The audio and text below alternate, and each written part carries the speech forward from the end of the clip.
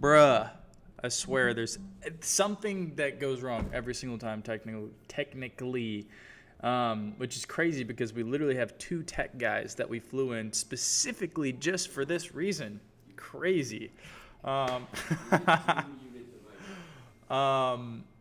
it's okay. It's okay. Don't worry about it, Phil. Um, yeah, day 3. I'm excited. Who else is excited? Now, I hope you guys can hear me now. Okay, now we're good. Now we're good. Alrighty. Well, I'm a human being, not perfect. This shit's never gonna be perfect, and honestly, I'd never wanted to be perfect. I kind of like it all fucked up.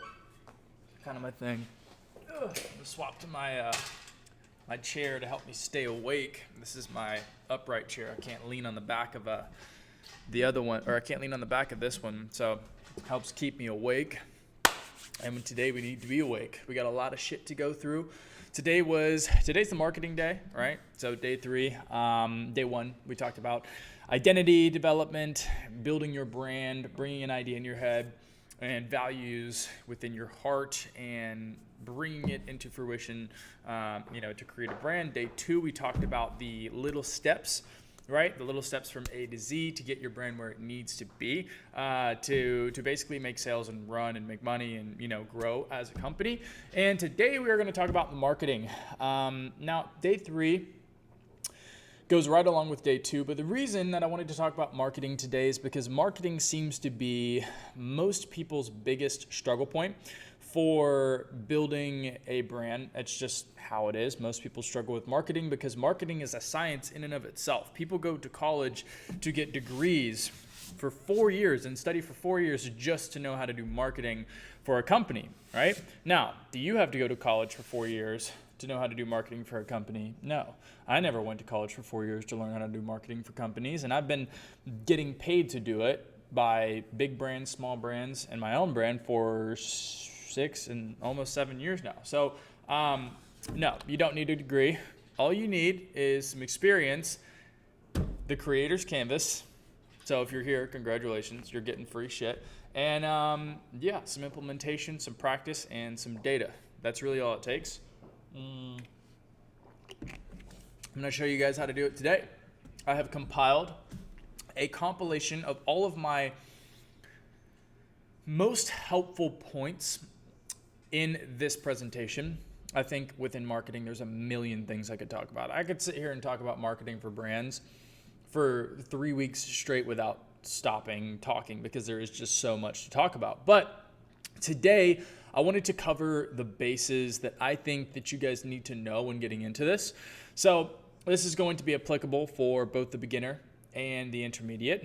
And basically what I want to go over today is just kind of like a list and a presentation of all of the greatest pieces of advice that I can give anybody in marketing. So it's not going to be just like boom, boom, boom, boom, boom. We are going to have some structure here, and we're going to have a few different chapters, as you guys will see as we unfold the presentation. But I've been working on this all morning, and I did a lot of restructuring just because marketing is so fucking broad.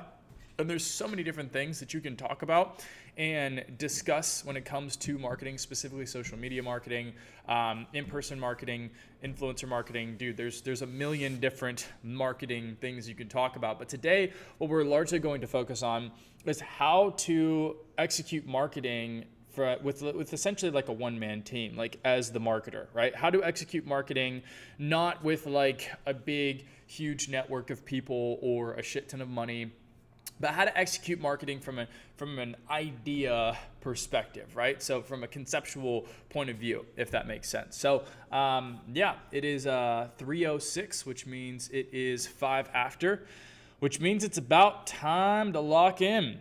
It's about to get time to get started. So let me share my screen. Let's see. Can you guys see my screen? Looks like you can on my side. And with that, we will get started. Day 3, everybody. Marketing blueprint. Essentially, what marketing aims to do is it aims to make people care about what you've built. Okay, and that's what we're talking about on the last day. This is day 3. I'm Marshall Cruz, and this is the Creator's Canvas. So, who is today for? Like I said in the beginning, and intermediate brand owners, beginners, I'd like you to pay attention. This is probably something you haven't had a lot of practice in, but it is something that you are going to have a lot of practice in the future, because this is one of the biggest parts of building a brand, right? There's also product development, there's also positioning, there's also creative and all these different things and editorial and deep rabbit holes that you can go into with the brand thing. But today I chose to focus on marketing, right? So for beginners, you are going to need to pay attention, because all of this will be applicable to you in the near future, okay? And for brand owners that are already in this stuff, you probably think you know how to market, because you've probably posted a few things in sequence before that resulted in some purchases. But this is my perspective, not your perspective. And it's not to say that my perspective is better than another brand owner's perspective, but it is mine. And as an intellectual person, I believe myself to be, I enjoy hearing the perspective of other marketers who have different experiences, different worldviews. That's just kind of how I like to roll, because I can always learn something from anybody. So if you are a brand owner, I'm not here to ego you. I am here to tell you that you probably should drop the ego and just listen to my perspective. And I'd strongly encourage you to try it, right? Because I'm going to try new shit, and I'd encourage anybody else that has a brain to try new shit too. So that's who today is for. If you are one of those people, then you will find some benefit from this, right? So first up, I'm going to have a little pop quiz, okay?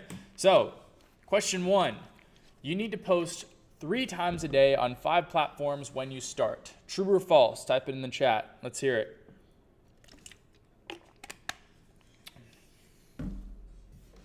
Let's see.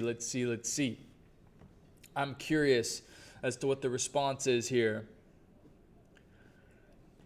What is the answer? True or false? Somebody give me a true or false. I'm ready. I'm waiting. Let's see. False. Okay. True. False. False. False. False. False. Okay. Sick. You guys got it right. It is false. Okay. You do not need to post 3 times a day on 5 different platforms when you start. Like I mentioned yesterday, it looks like a lot of you guys were paying attention. It is best in the beginning, instead of tackling every single potential touch point that you can, to tackle 2 touch points, 1 short form and 1 direct communicator, and then get really good at those before you tack on the rest. So good shit, guys. I actually tried to make these questions not like super obvious, and to see that you guys are mostly answering correctly, that means a lot. Okay. So question number 2, you need money for ads to get your first customers. True or false? Type it in the chat. Let's see. I forget this thing is 10 seconds delayed. It's so annoying. I wish it was just an immediate chat response. That would be fantastic. I can't tell you guys the answer though, so I gotta wait. Okay. False. Awesome. Correct. Organic marketing is what I'm going to be talking about today. I don't really teach paid ads because that's not my field of expertise. Paid ads do work. They work for e-commerce brands. But my specific niche is not paid ads. I like organic marketing. I like community development. I like identity development. And I like a $0 CPA, right? A $0 cost of acquisition, a $0 cost for the sale, right? I like that shit to be free. So today we're going to talk about organic marketing, not paid marketing. Question number 3, you need to build a decent following before your first drop. True or false? Let's see what the people say. Let's see if the people were listening. Now, you guys are probably listening. This one is honestly like a little bit more of an up for debate answer, to be honest. But it's not up for debate in my world, at least. So we'll see what the people say. Okay.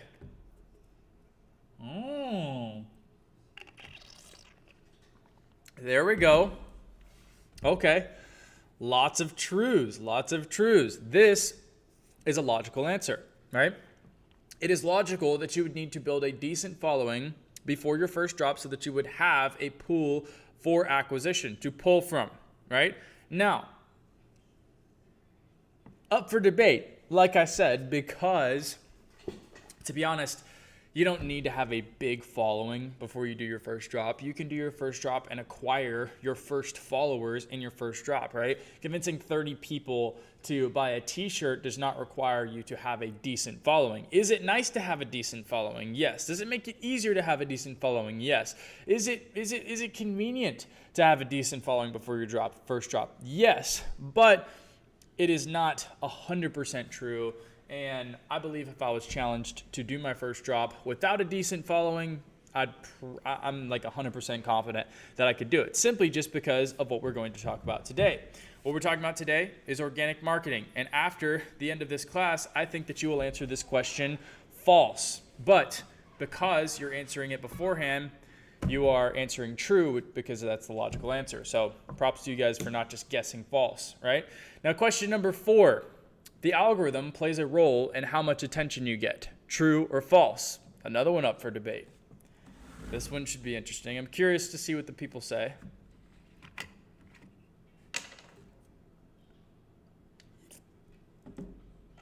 Let's wait for it to come through.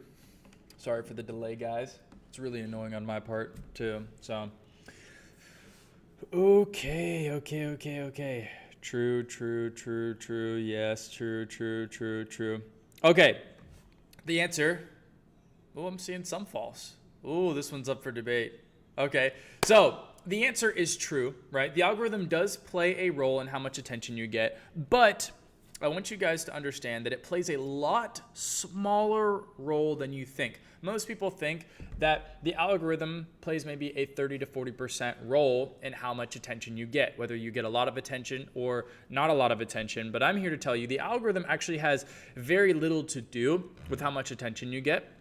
And what you need to understand is that if you play the role of victim to the algorithm and you blame the algorithm for your shortcomings on social media and your results in getting traffic for your brand, then you will never win this game. All right? You will never win the game if you think that the authority is against you. Okay? Yes, Instagram is controlling who is seeing our posts and who is not seeing our posts.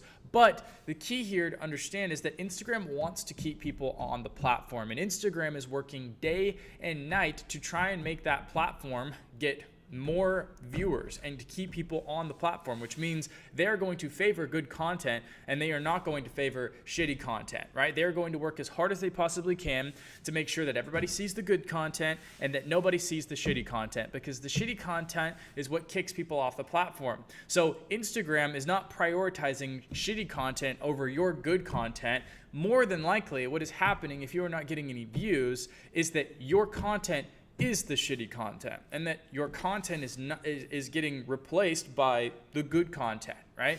So I'm not saying that you guys are bad content creators, but if you are blaming the algorithm for your traffic shortcomings for your brand, then you are the problem. The algorithm is not the problem, okay? So I want to remove limiting beliefs here. This is what I'm doing, essentially, with this question. I'm trying to get you guys out of the headspace that the algorithm has more authority than you do or more control than you do, all right? The algorithm works for you, okay? That's how it works, okay? Algorithm works for Instagram, and the algorithm works for the producer and the consumer, right? So, last question. The window for new clothing brands is closing. True or false? Let's see it in the chat. Let's see it in the chat. Man, these are interesting answers. It's so mixed. Let's see. Interesting. Okay. No. False. Oh, there we go. Yeah, everybody thinks this one is false, and you would be correct. The window for new brands is not closing. There will always be a need for clothing to put on your back. AI cannot replace clothing brands because AI can't replace the clothing that sits on your body. And I don't think that there will ever be a world where human beings do not wear clothes. That would be some crazy fucking apocalyptic shit that I just don't think will ever happen. right? So the window is not closing. And at the end of the day, the more that people become consumers and the more capitalistic our society becomes, the more people will want the next thing that they think makes them cooler. All right. Capitalism is essentially the practice of creating opportunities for people to give other people money by giving them something and convincing them that they need it. Right. That's essentially what capitalism is in layman's terms. And that's not going anywhere because that's what our world is run on, which means brands like clothing brands are also not going anywhere. Now, a lot of people will be like, oh, well, what if there's one brand that just takes over? Doesn't exist. There will not be one brand that takes over because everybody wants the next thing. All right. Everybody wants the next diamond ring, the next chain, the next, flavor of Red Bull and Gatorade. That's just kind of how everything works. You know what I mean? So the answer is no, and you guys have nothing to worry about in regards to this field of business or practice going out of style. Having a brand will always be cool. It will always be something that people like to consume because it's just clothes, man. It is just clothes. So thank you everybody for engaging. Day 1, we built the what, right? We covered the brand's foundation, the identity. Day 2, we learned the how, right? We went through all the 15 steps to build the brand, and then we went through the 4-bucket framework to kind of function as a brand owner after you go through the 15 steps. And then today, we are going to go over the marketing blueprint, right? So like I said, we're going to go over what I feel is most important. I can't go over every single marketing detail. There's so much that I honestly had to leave out of this presentation. It started as a 160-page presentation, and I quickly realized that would take me like 4.5 hours to get through, and that I would be cooked by the 2.5, 3 hour mark. So it wouldn't work. So I had to condense this, and I'm going to move fast today. All right. I'm going to really zip through this. I'm going to up the speed, up the volume. I'm going to crack my fucking caffeine here in a second. And you guys better be ready to fucking take notes and learn because I'm going to be moving. All right. I want to cram as much value in this as I possibly can. Okay. So obviously, if you were here yesterday, you know I opened 50 spots for Urban Unity, and I checked the chat earlier. There was a lot of questions about who got a spot, who got a call, this and that, and I'm going to cover all of that stuff and talk more about that at the end. But for now, I have 2 agendas. All right, agenda number 1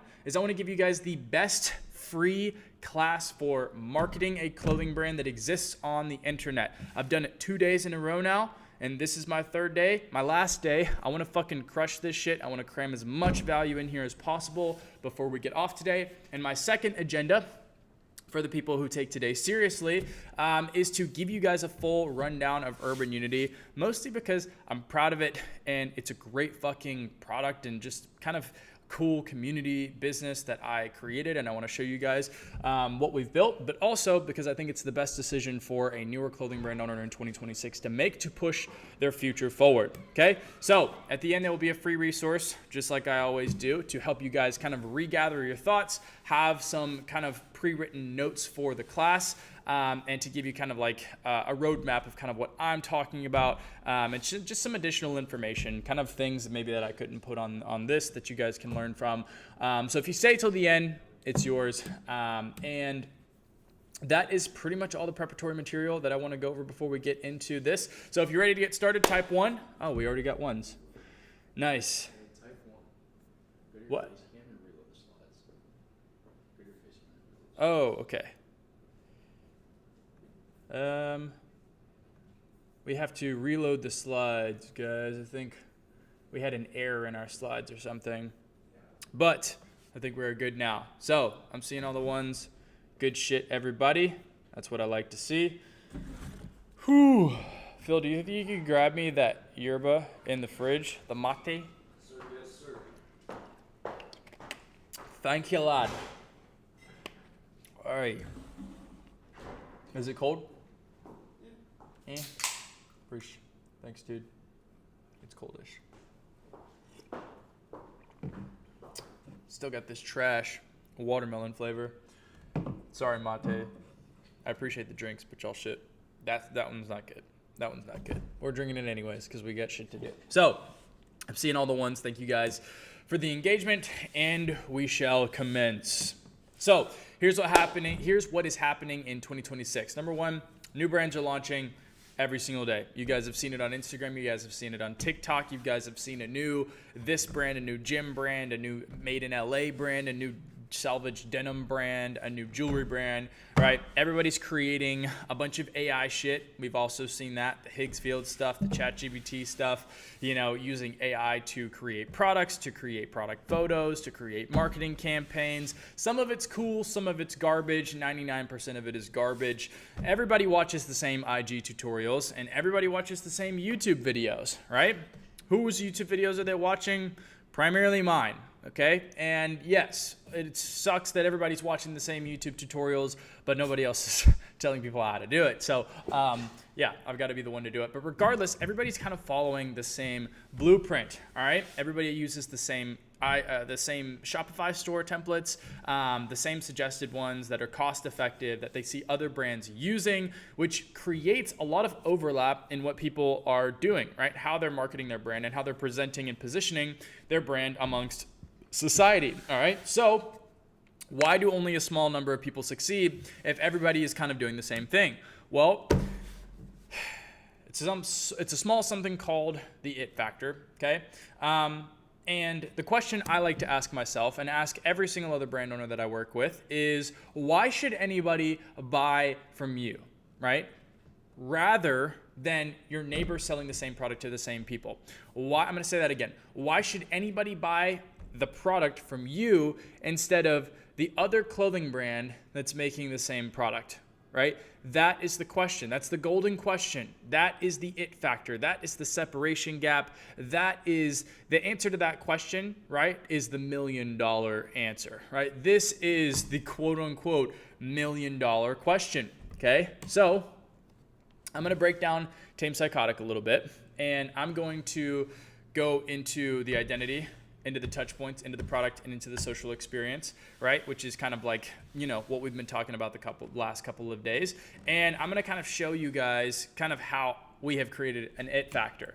All right. So the brand identity to review for my brand, Tame Psychotic, are 3 words we talked about: blemished, badass, vintage, right? Those are the 3 words. The it factor, right, is masculine looks for folks who like vintage art, right? That's my targeting factor. That's like the $1 million idea, right? For me, whenever I stepped into this shit, there was a lot of like artistic stuff for guys, but it was very driven by feminine standards and feminine energy and feminine kind of like creative direction. You know, for me, like, you know, I came to LA and everybody, you know, here acts like, you know, a little girl. And I was like raised in Georgia. You know, I grew up in South Georgia in the Southeast, where like, you know, we're raised to act like men and to dress like men. And, you know, so that's why I kind of, you know, created this, because I was like, you know what, there's nothing for guys that's also really artistic and cool and really referential and masculine, right? There's nothing for the masculine dudes, right? So that was my it factor, okay?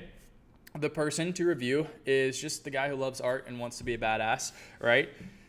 So first you need to remember, before you get into any marketing, that everything that's created for the brand ties back to the brand identity, okay? It ties back to what we just went over, okay? Everything references your quote unquote blueprint, right? And when I say blueprint, I mean your identity, your bank of reference points, your 3 words, your target demographic, right? Your person. That's what I'm talking about, all right? So yesterday we discussed the 4-bucket framework.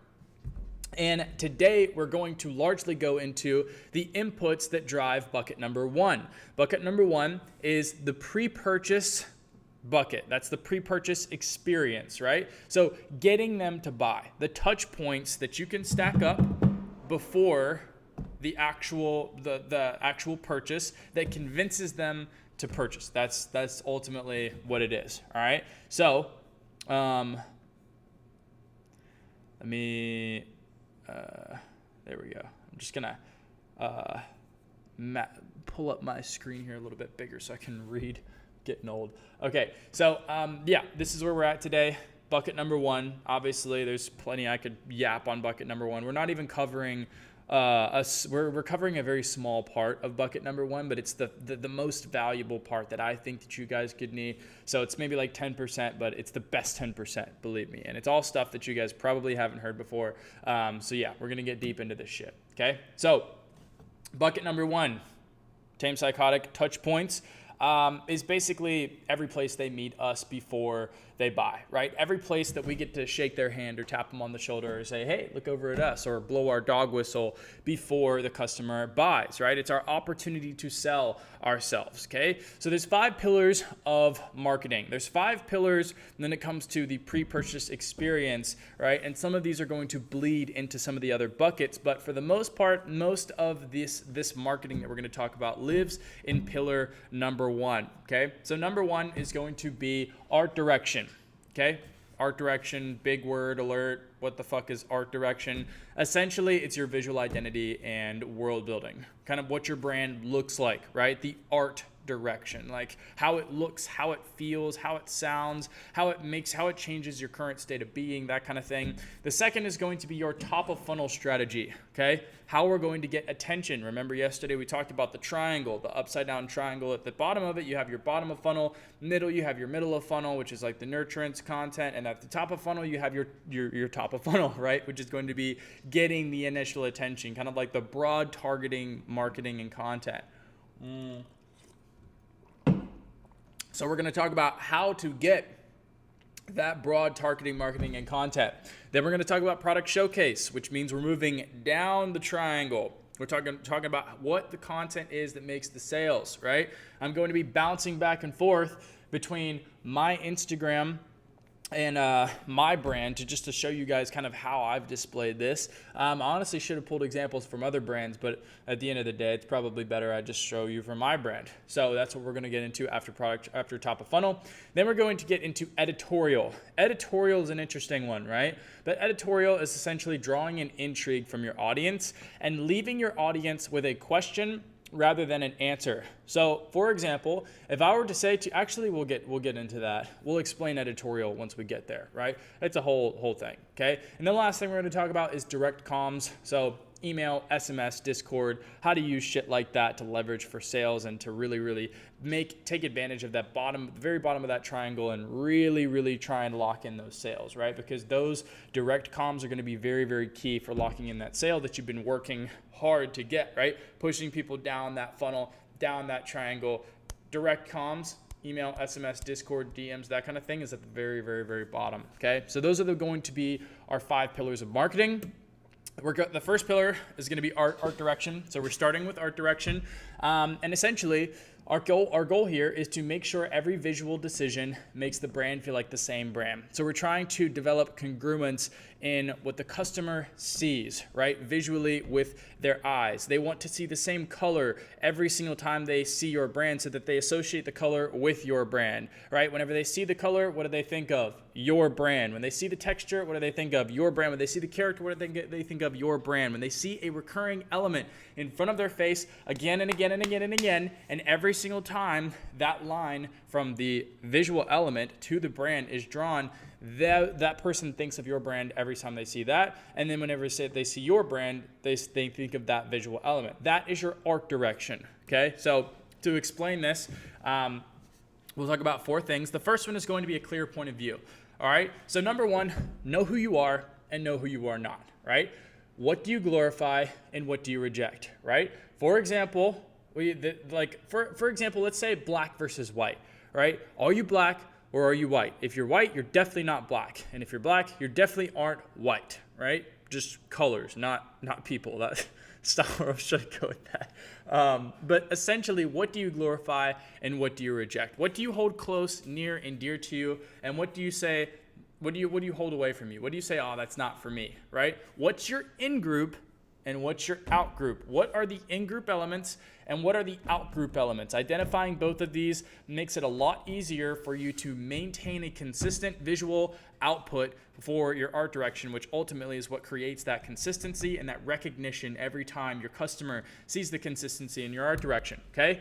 Number 2, it's going to be consistency with visual elements, just like I said a minute ago. So to further explain that, we have colors, textures, audio, time periods, emotions, language, tone, characters. I could sit here and keep naming them. Aspect ratios, fonts used on your Instagram stories, punctuation used on your Instagram stories. There is consistencies that can be found anywhere and everywhere in the way that a person can present something visually, right? the more consistencies that you can build up in your visual identity. So the more things that you can stack up that are consistent, the more that people will find recognition in your art direction. Okay. So, and if you can stack up these consistently, right, you can create a bunch of things that people see over the course of time in a consistent manner. And you make sure that those things are really, really cohesive and curated well. So for example, this visual element goes with this visual element, right? So for example, for me, two visual elements that I believe go well together is like my off coloring with warm tones and the use of like typewriter font, right? It just feels like cohesively like an old newspaper or something, right? And that is like, that's just like a piece of that, that kind of like just works well together, right? They're two cohesive visual elements. They could exist by themselves, right? And they could exist with different ones, but they're really cohesive, right? And for me, my goal is to use those cohesive elements consistently in congruence over a long period of time. That's good art direction, okay? So every element repeats until the world is unmistakable. Art direction, number 3, authentic creative output. Okay, authentic creative output is essentially understanding that if your taste is not aligned with the taste of the viewer, or your taste is not good, then your authentic creative output will be shitty. Okay, so first, let's define taste. Okay, what is taste? Taste, well, first, let's talk about why taste is important. This is a quote by Alex Garcia. I forgot I threw this in here. But he said, when you don't have money, you don't have a network, and you don't have a following, taste is your biggest moat. I don't know if that's a direct quote, but that was my interpretation of the quote. And what that means is that for most of you guys who are here because you don't have a ton of money, right? You don't have a huge network, and maybe you don't have a big following on Instagram, taste is your biggest moat. Why is taste your biggest moat? Because most people do not have taste, nor do they care to have taste, nor do they even understand that taste is a thing that exists. So what is taste? Okay? Taste is essentially like what you make no, that's not the definition of taste. Did I include the definition of taste? Fuck, I didn't. I'll just define taste for you, okay? Taste is essentially your interpretation of what is good versus what is not, right? Your taste is you saying that Tool, band on my shirt, is good and Kendrick Lamar is not. Or Tool on my shirt is good and, Stone Temple Pilots is not. God forgive me, that was a terrible thing to say.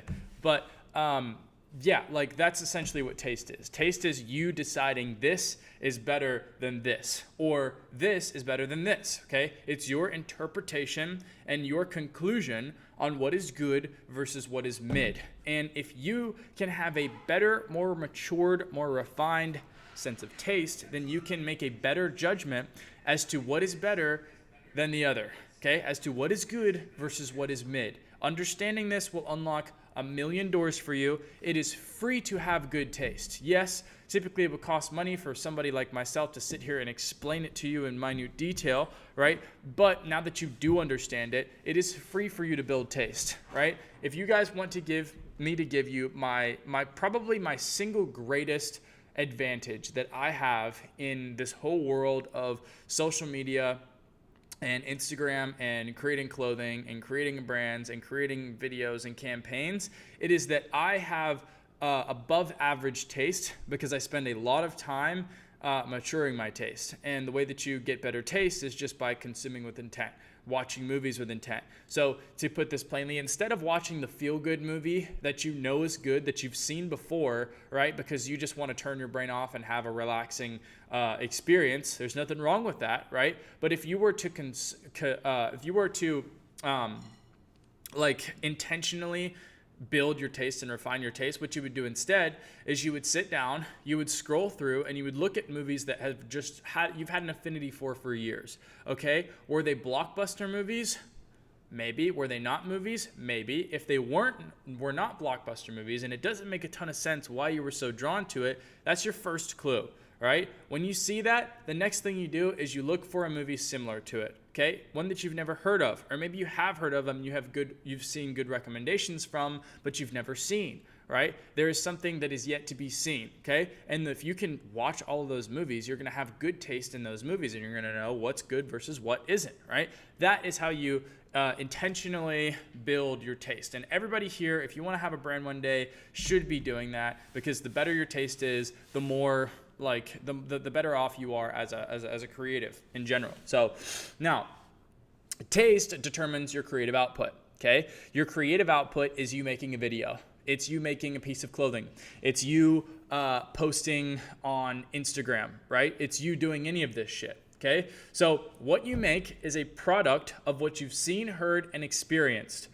Of that, whatever hits you hard and inspired you is what your creative output will be. So if you heard me play 5 songs in the beginning of this masterclass before we got started, right, during the countdown, and you liked the first song the best, that was the only one that really hit you, that you were like, damn, what is this? I'm gonna Shazam it, add it to my playlist, right? That is more than likely where your inspiration will be pulled from.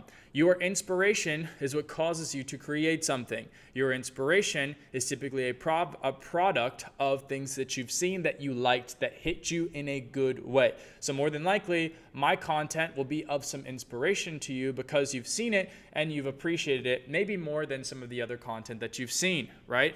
That is essentially how taste defines and dictates your creative output. Okay, because whenever you go to create something, you're creating something from something else.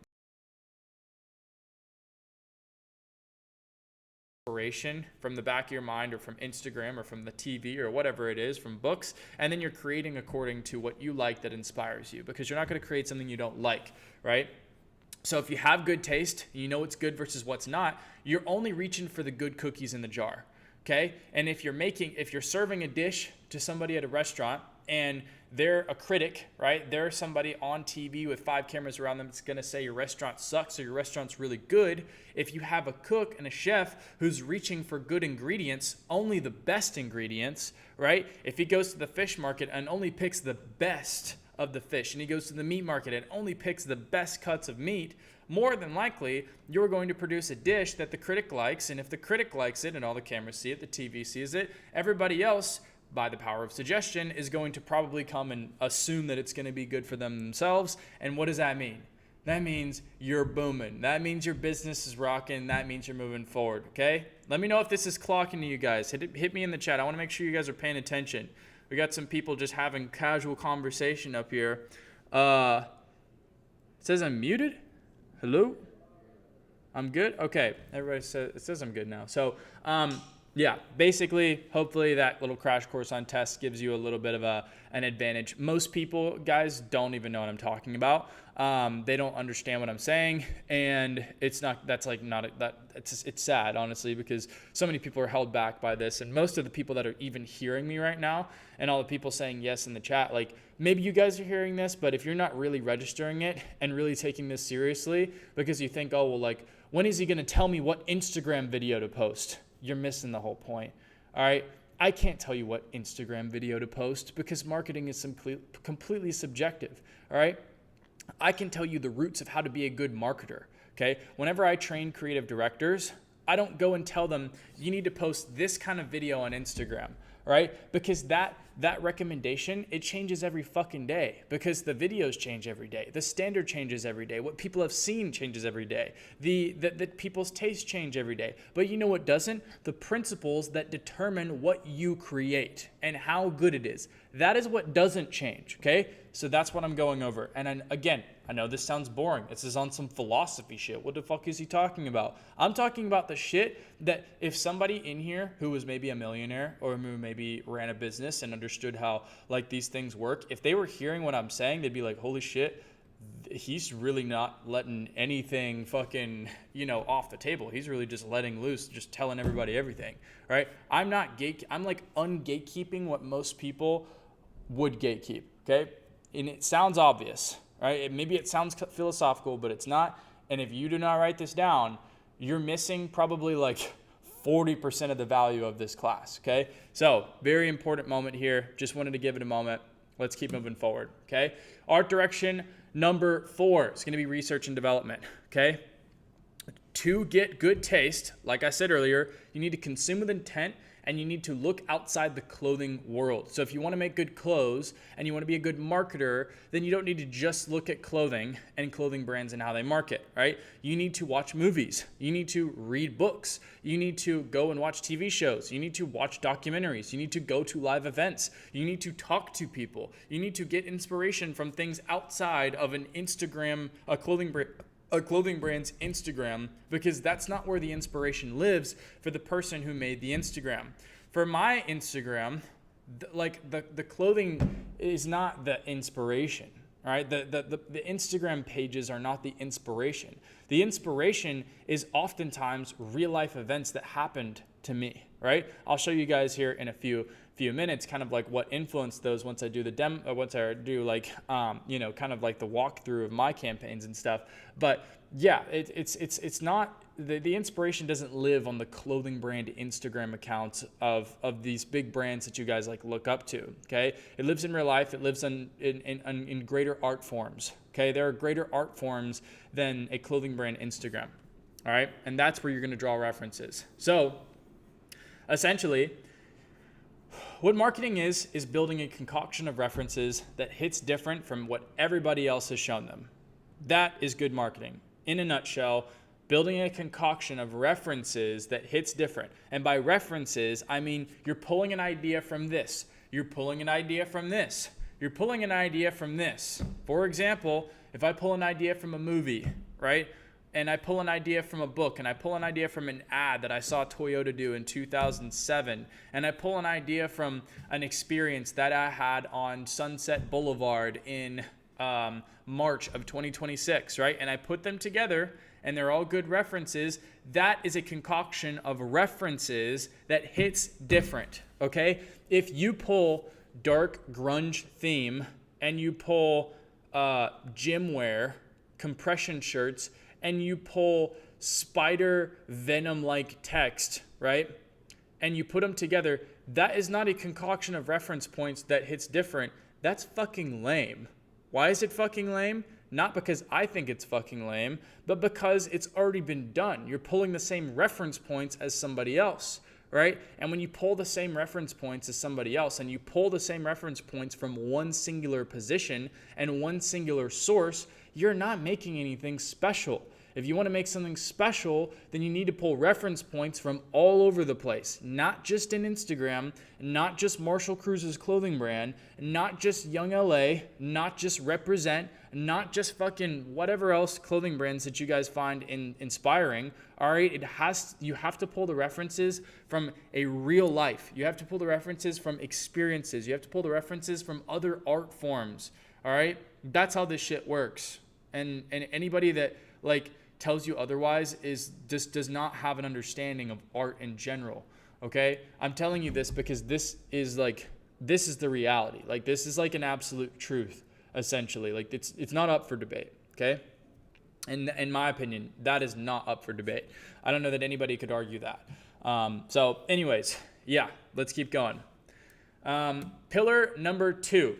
This is going to be our top of funnel strategy, right? So we're going to go over how to get attention and turn that attention into a connection. Now that you guys understand art direction and you understand how to kind of like walk through that, that's the first kind of thing that everybody needs to understand. The second thing that everybody needs to understand is how to get attention. Okay, so yesterday we talked about this upside down triangle, right? And I showed you guys the upside down triangle with top of funnel up here, middle of funnel here, and bottom of funnel here, right? Here's where you get the attention, super broad targeting, something that's going to appeal to everybody. And here's where you make the conversion, right? You show people what they can buy, you show people where to buy it, how to buy it, how much it is, and they just make the decision, yes or no, I'm going to buy this or I'm not going to buy this, right? So here we're at the top of the funnel. Okay, we are at the attention grabbing, broad appealing part. Okay, this is about attention and connection. So the first thing you need to know about top of funnel strategy is that your top of funnel strategy needs to get as close to a movie or TV show as humanly possible. Okay, why does it need to get as close? Sorry, that's bothering me. I gotta fix that. Oh wait, I can't fix it. I'm in present. Whatever, fuck it. That's gonna bother me, but whatever.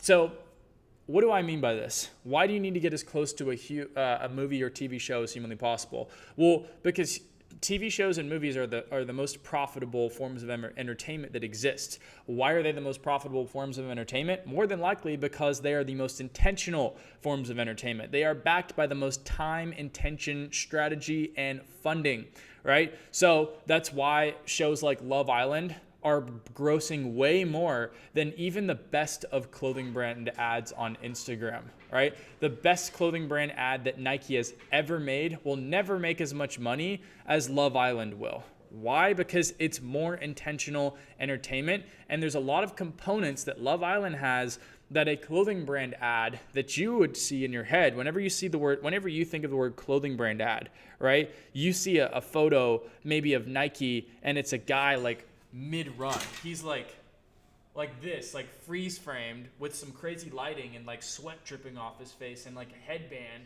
right? And then like a Nike swoosh over the image. That's what you guys are seeing, right, in your head. But that's like, it's a shitty ad in my personal opinion.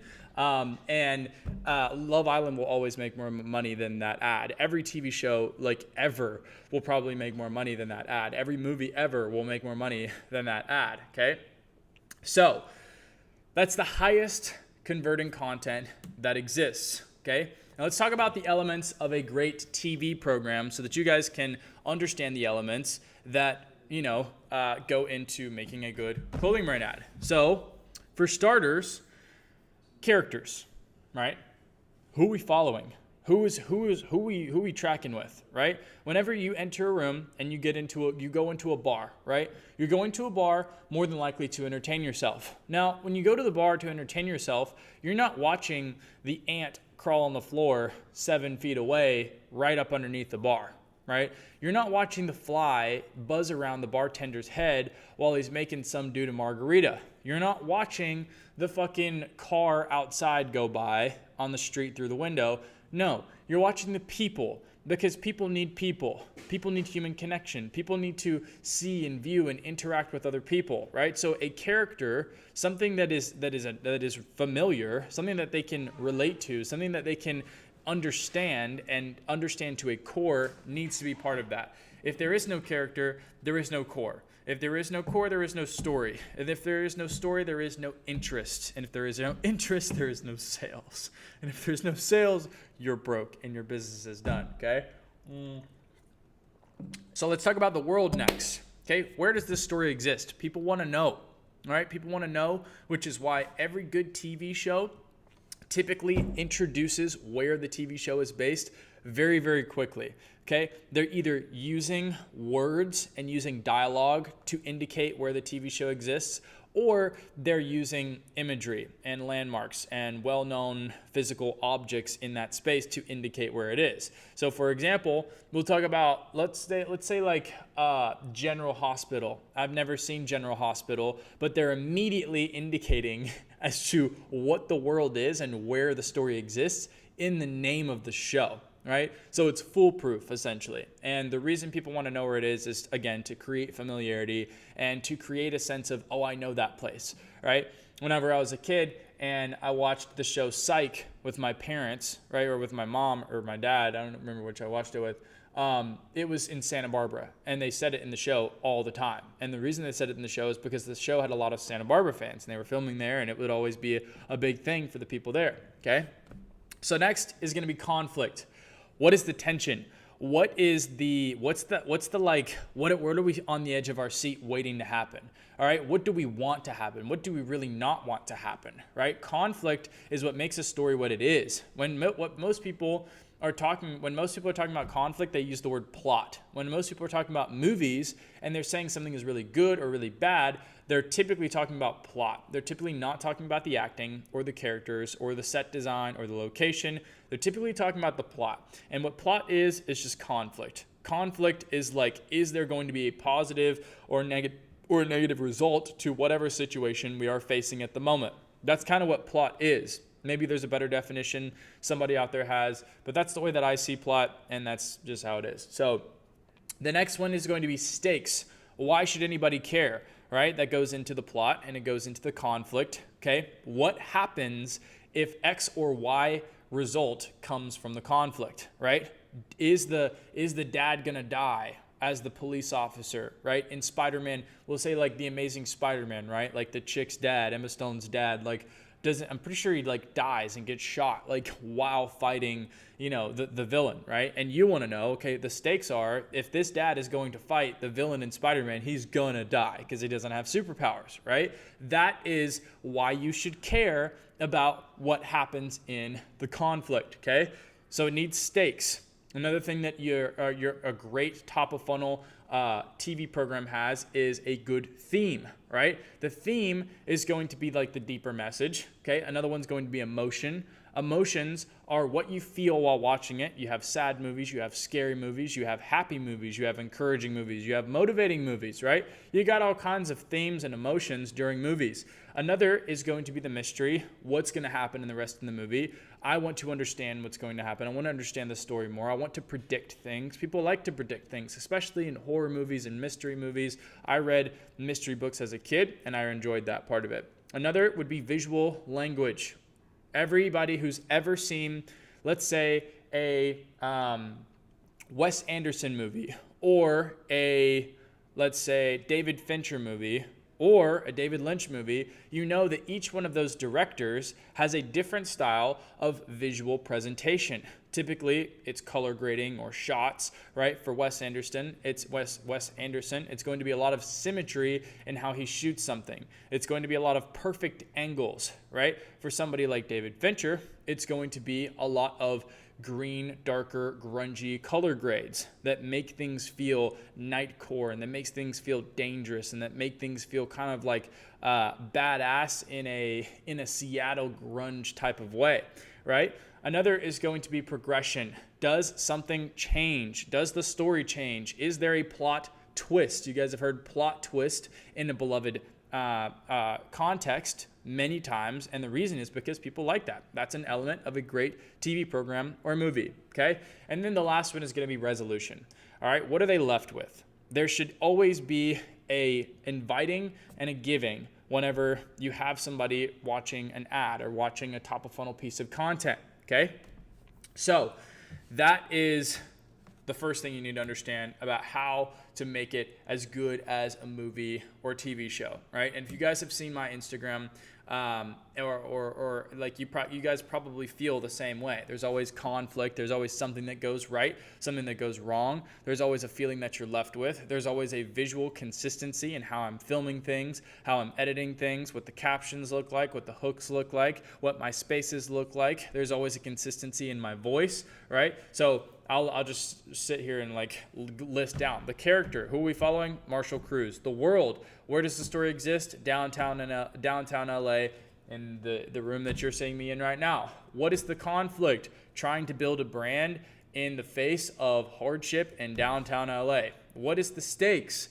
Failure to build a brand in front of hundreds of thousands of people, right? What is the theme? The theme is to take pain and to take discomfort and to take disadvantage and create something that gives you fulfillment and makes you move forward in life by building something that you love that other people can also love so that you're doing good for yourself and for the world. That's the theme. The emotion is up and down. It is rocky. It is hard to keep a beat on. Sometimes it's good, sometimes it's bad, but that's normal because we're human, right? So it's a human emotion, right? The mystery, is he going to do it? Is Marshall Cruz going to build the next big brand? What is he going to do next, right? Is he going to start an MC club and fucking go and start selling arms to the Russians, right? Is he going, like, what is he going to do? Like, is he going to start this? Is he going to start that? What's going to be next in this story that is Marshall Cruz's life, right? Another one, visual language. My visual language is very consistent. It's warm, sharp edges, rough textures, older textures. You guys have seen my stories and Instagram posts. You guys know what I'm talking about. Progression, does something change? Well, yes, of course something changes. My attitude changes, my emotions change, my tenacity for different things and my values for different things changes over time. And then resolution, what do you guys leave with? Well, more than likely the emotion that I'm trying to deliver in each of the videos, which could be relatability, it could be encouragement, it could be inspiration, it could be high energy, whatever the purpose of the video is. That's how I do all of these things to make my Instagram and my social media presence something that people enjoy, okay? So, top of funnel strategy number 2. This is number 3, actually. I'm pretty sure. You need to develop a founder-led narrative. Now, a lot of you guys are stuck here. A lot of you guys are like, no, I'm not showing my face on Instagram. Number 1, get over yourself. Number 2, people buy from people, dude. Even the McDonald's, the Pizza Hut, the fucking Wendy's CEOs are making TikToks. The CEOs of these billion-dollar companies trying the newest burger. Why are they doing that all of a sudden? Well, because it fucking works, all right? People buy from people because AI is a thing. People buy from people because congressmen that expose exploitive, predatorial companies like billion-dollar companies are a thing. All right. People buy from people because people can't trust big business entities anymore. People can't trust the big fashion houses anymore. Right. People can't trust the AI anymore. People can't trust anything anymore. The closest thing to themselves that they can potentially trust is a person. So it makes the most sense for you to lead from the front by just being a founder on camera and being the person who's kind of like giving them a face to blame and a face to thank. If something goes wrong, who's to blame? Well, Burger King, who the fuck is Burger King? I mean, I don't know who owns Burger King. I'd have to Google it. And even if I Googled it, I'd never get a hold of that guy, right? That's what people are thinking with a business that has no face, right? But whenever there is a face to blame, on the screen here is the face of Marshall Cruz. Whenever I buy from Marshall Cruz and something goes wrong, maybe my order comes with like a defect or like a hole in the sleeve, or maybe there's a delay on shipping or whatever. Whose fault is it? It's Marshall Cruz's fault, right? But when that order comes in and it fits great and the material's great and it's exactly what the product listing said, who do they have to thank? In their head, they're like, Marshall Cruz got this. You know what I mean? I got this from Marshall Cruz, right? That is a great connection. And that's a connection that all of you guys should want. Now, am I saying that you cannot build a brand without having your face on camera? No, I'm not saying that, right? There have been plenty of brands who have done it. Plenty of more brands will do it. But I am saying that if you can get comfortable with that and you can use it, then you are at an advantage. And you are going to have an easier time than a lot of other brand owners, okay? Now, another thing is just like communicating the creative direction. I can communicate the creative direction as a person like very clearly. I can tell you exactly what I want you to think and exactly what I'm trying to deliver for you and trying to make you feel with the content and the clothing and exactly why the clothing exists, right? From the point of view of the person who created the clothing, which is valuable, right? Especially if there's some depth to it. And then beyond that, you want to just you have a tangible spirit for the customer to connect to. Right? That goes a long way. It goes a very, very long way.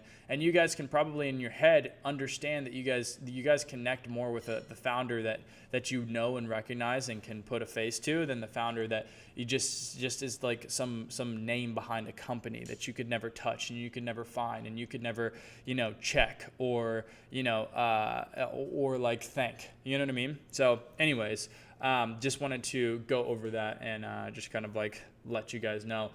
People buy from people, end of the day. So the third one is going to be finding a repeatable format, right? Your top of funnel strategy relies heavily on you finding a format that you can repeat again and again and again, all right? Now, I'm going to pull up my Instagram here.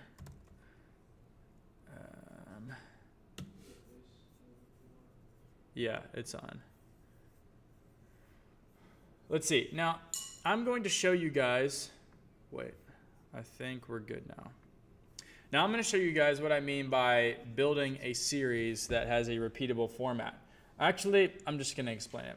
All right. When you build a series, you get 4 benefits from building a series. Okay. You guys have seen me do a series a million times, right? But when you do it for a brand, you get many different benefits. Number 1, familiarity of the hook of the way that you present the series becomes the hook, right? So in the beginning of the video, when you say blah, blah, blah, blah, blah, blah, blah, blah, blah, blah, and people have heard it 5 times, the last 10 times you've posted, right?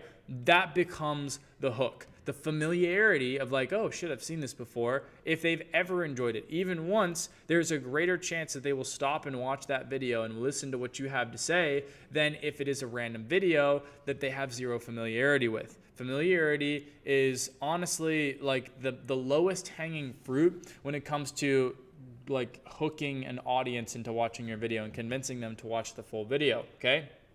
The second benefit is that you can build applicable data, right? I've talked about data and I've said this word data a million times because it's very important. And the reason it's important in this scenario is because if you film a video 5 times and one video gets 1,000 views, the next video gets 1,000 views, the next video gets 1,000 views, the 4th video gets 1,000 views, and the 5th video gets 1,500 views, which video are you going to look at? You're going to go back and look at the one that got 1,500 views. Now, why did it get 1,500 views, right? What was different about that video from the other 4 videos, okay? Well, if it wasn't the hook, we know that the hook is not the issue, all right? But in that video, maybe it's 30 seconds shorter than the other videos, or maybe you got straight to the value right after the hook in that video, right? Understanding that is data. That is data right there. Now you know, okay, I don't need to change the hook. I just need to change and do more of what made this video successful, right? What made this video more successful than the other videos, okay? Just take note of the difference, add that stack of data to your future execution, and now you're working. You know what I mean? Now you're getting better. Now you're actually, you know for a fact that your videos are getting better because you have applicable data. If you are trying to make the next big viral video or trying to copy the next viral trend every single time you make a video, you have no applicable data to bring from the last execution or the last time you tried to do that to the next time you tried to do that, right? Because you're making a whole different concept. And this is why finding a repeatable format and building a series or a social show is very, very important, right? So another one is avoiding top of funnel fatigue. So whenever you guys are posting videos and you're looking up, trends and stuff that's working for other brands, more than likely you're going to be fatigued because you're going to try this, you're going to try that, you're going to try this and 20 other videos while you're still trying to figure it out. And eventually you're going to tire out. You're going to fatigue. You're not going to want to do it anymore. And you're going to want to be direct. You're going to want to go from trying to coerce people to watch your content to being just super direct. And when you're super direct in the beginning and you're not getting attention, you try to sell something off the bat, then nobody listens, nobody buys because nobody cares, nobody trusts you yet, right? So if you can find a repeatable format, then you're never like searching for ideas and just grabbing at straws. Now, what happens whenever we start desperately searching for ideas and grasping for straws? Well, top of funnel rabbit holes. That's what happens. And a top of funnel rabbit hole is whenever you are so desperate for an idea and a top of funnel idea that you hit one, that you pick one and you do one that is not aligned with your brand identity because you've tried them that maybe were aligned with your brand identity, didn't get results, and now you're trying other shit, right? But the problem is that you're reaching too far off base for the idea, and that causes a top of funnel rabbit hole. That causes your creative direction to fall off, and that causes your art direction to become inconsistent and your identity presentation to become inconsistent, and that is where a lot of clothing brands die, in my personal opinion. So that's going to be my bit on repeatable formats. So the last thing that you guys need to know about your top of funnel strategy is that you need to be using microcharacterization. Now, microcharacterization is a big word, so let's unpack that. Microcharacterization is the practice of including recurring characters that become points of representation and points of alternative human relatability for your brand. So an example of this would be me showing Caleb consistently in my videos on Instagram. Let's see where he's at in this video. I can't fast forward in the video, but you'll see him in a second. There he is. That's Caleb. Boom. And now Caleb is in lots of my videos. Or there he is again. He's in a lot of those other day in the life videos. He's on the videos for the brand page. Here he is making the hats. Here he is in the thumbnail. Let's see if we can find another one of Caleb. Let's see. Wait, that was t-shirts. That's more t-shirts. That's that. Let's see. He's in these videos where we're showing a product. He's in these videos. He's a recurring character, essentially, right? He's in this photo. He's in this photo, right? He's in a lot of these photos, and he's honest. He's in this photo as well. He's probably in that video as well. Caleb is in this photo. Caleb is in this photo. Caleb is in this photo. He's like a recurring face, right? And when you have a recurring face, a recurring character, that becomes like an alternate point of relatability, essentially, right? It becomes an alternate like thing that people can identify with. So for example, if you guys don't fully identify with me, but maybe you identify with Caleb more, I now have two options for you to resonate with, right? Not only do I have two options for you to resonate with, but I have two options. Like if you resonate with, say, both of us, right? Now it's twice as cool as the brand that just has one guy that you resonate with, right? Unless you just really like that one guy or really like the single representation that comes from that other brand, okay? Which is less likely in all honesty. Most people are drawn to TV shows with not just one main character, or movies with not just one main character, but movies or TV shows that have at least three main characters, right? So for me, a few main characters in my story, both from my brand's point of view and from my personal brand's point of view, is people like Caleb, or people like my buddy Drew, or people like my girlfriend, or people like the actors and stuff that are in a lot of our campaigns, or the models that are in our campaigns, right? Those are all good recurring characters that people can see and people can either understand or align with or not align with. But regardless, there's more options than the brand that just has one. That is micro-characterization, right? So if you can show somebody consistently, an employee, a character, a creator partner, an artist, etc., not only can you potentially create a funnel from their perspective. So if you and your buddy are both doing a brand, right? So let's say you and a partner are both building a brand, and you show one side, the partner shows the other side. You both document from different angles, but you're both funneling to one thing. You have double the acquisition and double the attention, right? But not only double the attention and acquisition, but double the story. You have two stories. You have one person's story, and then you have another person's story, right? That other person's story may align more with some people than your story. And that is the benefit of micro-characterization. This one is very difficult to execute on. You have to be very strategic here, understand your brand identity and foundation beforehand, but it is very, very effective if used correctly, okay? So now we're going to talk about the multiplier, okay? We're going to talk about the friction. Now, the word friction is kind of like the word friction is essentially it means it's against, it's keeping you. It's like, for example, if my hands are rubbing together and one hand is really sweaty and the other hand is really dry, there's going to be friction, right? It's going to make it harder for my hands to rub together, right? If I wet this hand, right, it's going to be harder because there's friction. The same way that when you rub sandpaper against a smooth surface, there is friction. Friction is kind of friction is typically a negative term used in e-commerce to define something that keeps people from purchasing. That's how I would typically use the word friction. But in this specific case, if you can show the friction that came between the coming up of an idea of something, whether it's a video, an ad, a campaign, a product, a pair of jeans, a hoodie, whatever it is, and the fruition of that idea, which is it's a real life thing now. It's not just an idea. It's a real life thing that you can pick up, wear, watch, see, hold, whatever it is. If you can show the friction that exists between the idea and the fruition of the idea, then you can assign more value to the fruition of that idea. For example, if I looked at this photo, we'll go back to my Instagram, right? If I told you that this photo was AI, you would assume that my friction was relatively zero, right?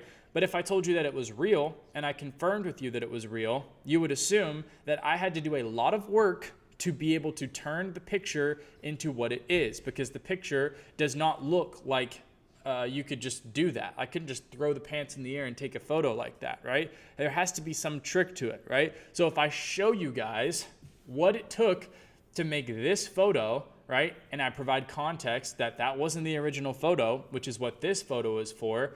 And I can show people maybe on my own profile, right? Which video is it? Probably like, no, it's not that video. It's probably this video. And if I can show you guys on my own profile of like a clip of me doing this, then you guys will now assign more value to that, right? You guys will say that the creative is cooler and it is better because I know the work that he had to do to get that, right? So in this clip, we're in the studio, right? And obviously we're making lighting. You can see us actually actively taking these photos. You can see all of the work being done. That assigns value, right? That makes people see something is more valuable. Why? Because value is assigned by how difficult something is to obtain, right? Gold is considered more valuable than tinfoil because tinfoil can be found for $5 and acquired for $5 at every Dollar General or dollar store or fucking Dollar Tree on every corner ever. But gold cannot be as easily acquired. Gold costs a lot of money. You have to go to like specific places to find gold, right? It's not in every store. It's not in every store. It's locked up. It's highly secured, right? And that is what assigns the value. Now, the reason is because obviously tinfoil is more accessible in a natural resources perspective than gold is, but that's pours further into it, right? The friction of finding something, right, is assigning more value to it intrinsically, if that makes sense. So, yeah, basically, my point here is show the BTS, show the behind the scenes. Don't just show the final product, show the process, right? Show what it took to make something, show what it took to build something. That is what's going to assign value ultimately. So, pillar number 3, who is still with me? I know we're in deep here, but I want to make sure you guys are still paying attention. Let's see how many people are on. 700 people are on. Honestly, that's not bad. For this point in day 3, that's not bad.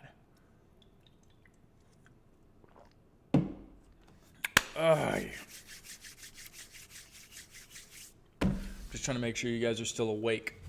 I know this is day 3. We've been sitting here for a total of, the people who have been sitting here have been sitting here for a total of 7 hours? Huh? 8 hours? Damn. So if you're still in here, you've been sitting here for 8 hours listening to me talk, which is sick, honestly. Give yourself a pat on the back for that. Okay, sick. Everybody's still here. Cool. Amazing. Love it. All right, so pillar number 3. Let's keep it rolling. Product showcase. Show the product and do it right. Product showcase, that's what it is by definition. It's just showing the product. It's not telling a story. It's not micro-characterization. It's not creating a TV show. It's not creating top-of-funnel content. It's not trying to be broadly appealing. It's just showing the product, okay?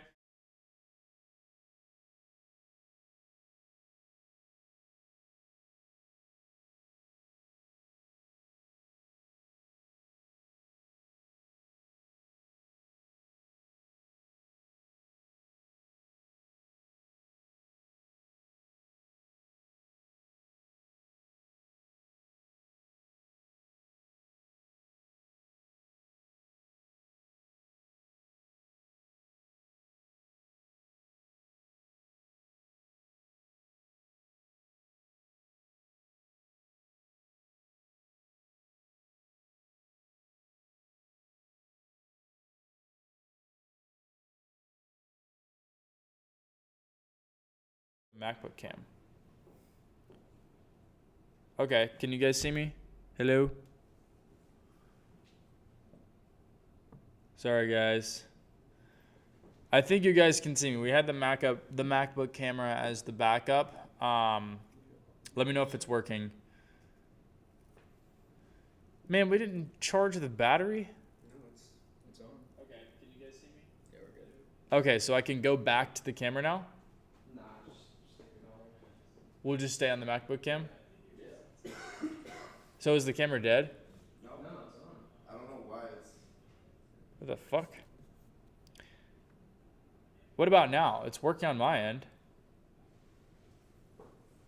Updates on the stream. It's good. Let me know if it updates on the stream.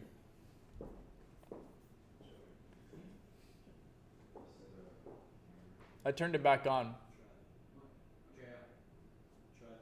I know, it's on. Let me know if it works. Okay, sick. Awesome. Well, then let me go back to my screen share. Okay, let me just go back to the, sorry guys, the fucking technology. I fucking hate technology. It makes me lose my train of thought. It's the most annoying fucking shit ever. Sorry guys. Back to what I was saying, product showcase. When you're doing product showcase, if you have a dinosaur in the back of the photo with the product, it doesn't fucking work. You're focused on other shit. You're focused on the location, or you're focused on the props, or you're focused on the person, or maybe the model, right? You're not necessarily focused on the product. And there is a moment for showing people a dinosaur.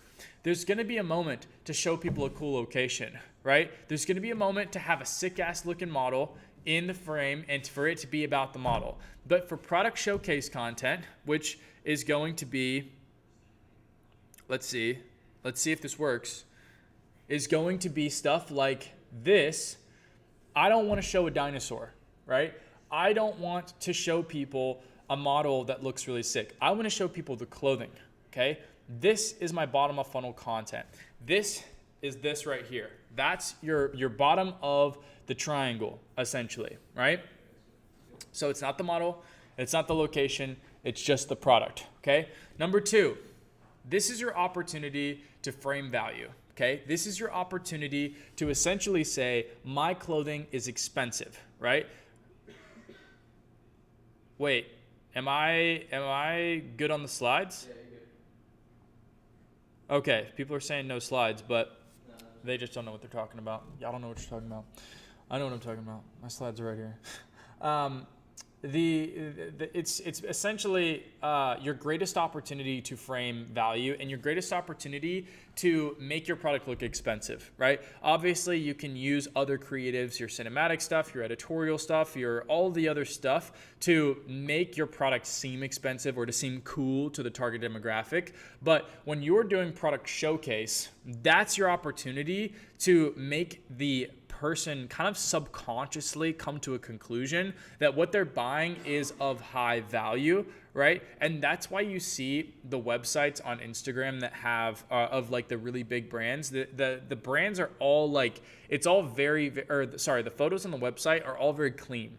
They're all very clean. They're very high quality. Typically, they have like the background removed, or it's just a white background, right? You don't use an iPhone camera for product showcase, at least. That's kind of what I'm saying. Now, I have on occasion, especially because my brand lives in kind of like a vintage vein, right, of everything. And in the vintage world, it's very normal for product showcase to exist on a concrete lay flat or on a hanger, kind of laid against the wall and stuff like that. But for the most part, I want my product showcase to look very high quality, to look very clean, which is kind of like this, or, like any of these. These are all lay flat photos, right? And it's all just very clean stuff. There's no distractions. The text is very minimal. I honestly hate that the fucking repost bubble pops up, but it's not meant to do really anything. It's just meant to look high quality, to look very clean, and to immediately communicate, okay, this is the product, right? I'm seeing a pair of jeans here and nothing else.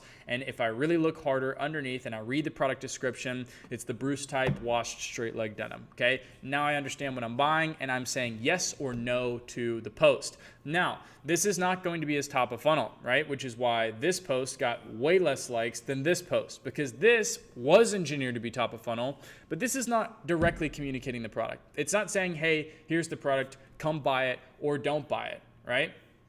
And so this is your opportunity essentially to make your product showcase really high quality, right? That's the only thing you really can do, right? You can't add context. You can, but it doesn't really work as well. Some brands do add context, and sometimes the context works if they have like something that is that if they have like a backdrop that's pairs really, really well with it. And I've done this a few times, right? I've done this. You can make something as like much or little with as much or little like context context as you like. So for example, this is Product Showcase, right? There's a lot of context here, right? Which made the engagement of the post go up because there's more to appreciate, right? But there's going to be people who engage with this that don't necessarily like the clothes or want to buy the clothes. They just think it's kind of cool creative direction. They like the colors, they like the edit, they like the grade, whatever it is they like, right? So for me, this was kind of like a hybrid because I didn't have studio opportunity here. So I wanted to make sure I got in my Product Showcase while I was doing my editorial stuff, right? So yeah, go the extra mile with your Product Showcase. It'll make your stuff look more expensive. It'll assign more value. The next thing is don't let it get boring. All right. You don't want to be the brand that's taking iPhone photos of like a pair of sweatpants that's like laid in the middle of a street, right? We know those brands. We've seen those brands. Yes, it's accessible in the beginning when you don't have money to go to a studio, or you don't know what good lay flats look like, or you don't know what good Product Showcase looks like, or maybe you don't have good lighting. Maybe that's your only option for some people. But for the majority of you guys, like you have access to something that can look better. All right. And I know that you have access to something that can look better because I've seen people with nothing make Product Showcase photos that look pretty decent with next to no resources, like hanging against the wall in their mom's apartment and then fucking around with Lightroom and Photoshop to like make the hanger disappear so that it looks like it's floating in thin air. You know what I mean? You can do shit. You can do shit. You can download Canva and get creative with your stuff. Okay. So don't make excuses. Really get creative. Try hard on your Product Showcase and you're going to make your stuff look way better. Okay.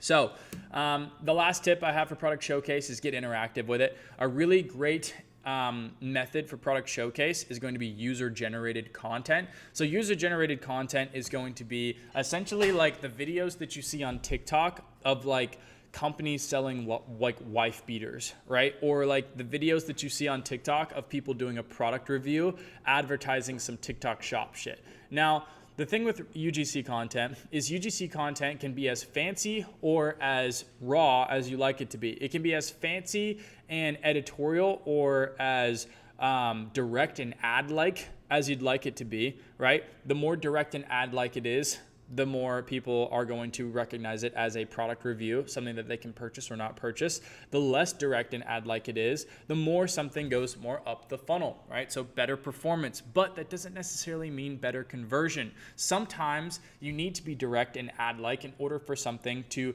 end up in a actual conversion, because at the end of the day, we need actual conversions. So an example of a piece of user-generated content would be this denim review that Taylor did for our last campaign, right? I gave him a pair of jeans. I said, hey, these are for you. You can keep these. He wore them for a couple of weeks and they look sick. And he sent me a product review. I said, I didn't even really ask him for this. He just gave it to me because he liked it and he wanted to help support the drop. And so he made this video. I posted it. And it's him just talking about the pants. It's not him entertaining people or saying anything funny. It's not anything that's broadly entertaining or top of funnel, like we mentioned. Yes, there's other things in the video, but what user-generated content is a person interacting with a product and then also interacting with the audience. So he's looking at the audience, speaking to the audience, but he's interacting with the product, right? He is putting the spotlight, essentially, he's transferring the spotlight from human to product. And that's why this shit works. And people believe humans, right? People trust humans. People trust a human like this that's actually using the product. And you can tell he's using the product. There's like marks and stuff on the product, so you can tell he's been fucking working in it, he's been riding in it, he's been living life in it, right? You can tell there's a motorcycle behind him, you can tell that he does shit, his motorcycle's dirty as fuck, right? So it's like clear that he's doing stuff, you know what I mean? And that's like that's the value in it. That's why it's such great Product Showcase. So I try to incorporate that into basically every campaign, and honestly, it's one of the most powerful, accessible forms of marketing that anybody can do. And this is what I'm going to sit on for a second, because UGC content is something that a lot of people will pass up, and they'll be like, oh, well, like the cool fancy brands aren't posting UGC content. You're not a cool fancy brand yet. All right. And in order to become a cool fancy brand, first people need to wear your clothes like it is a cool fancy brand.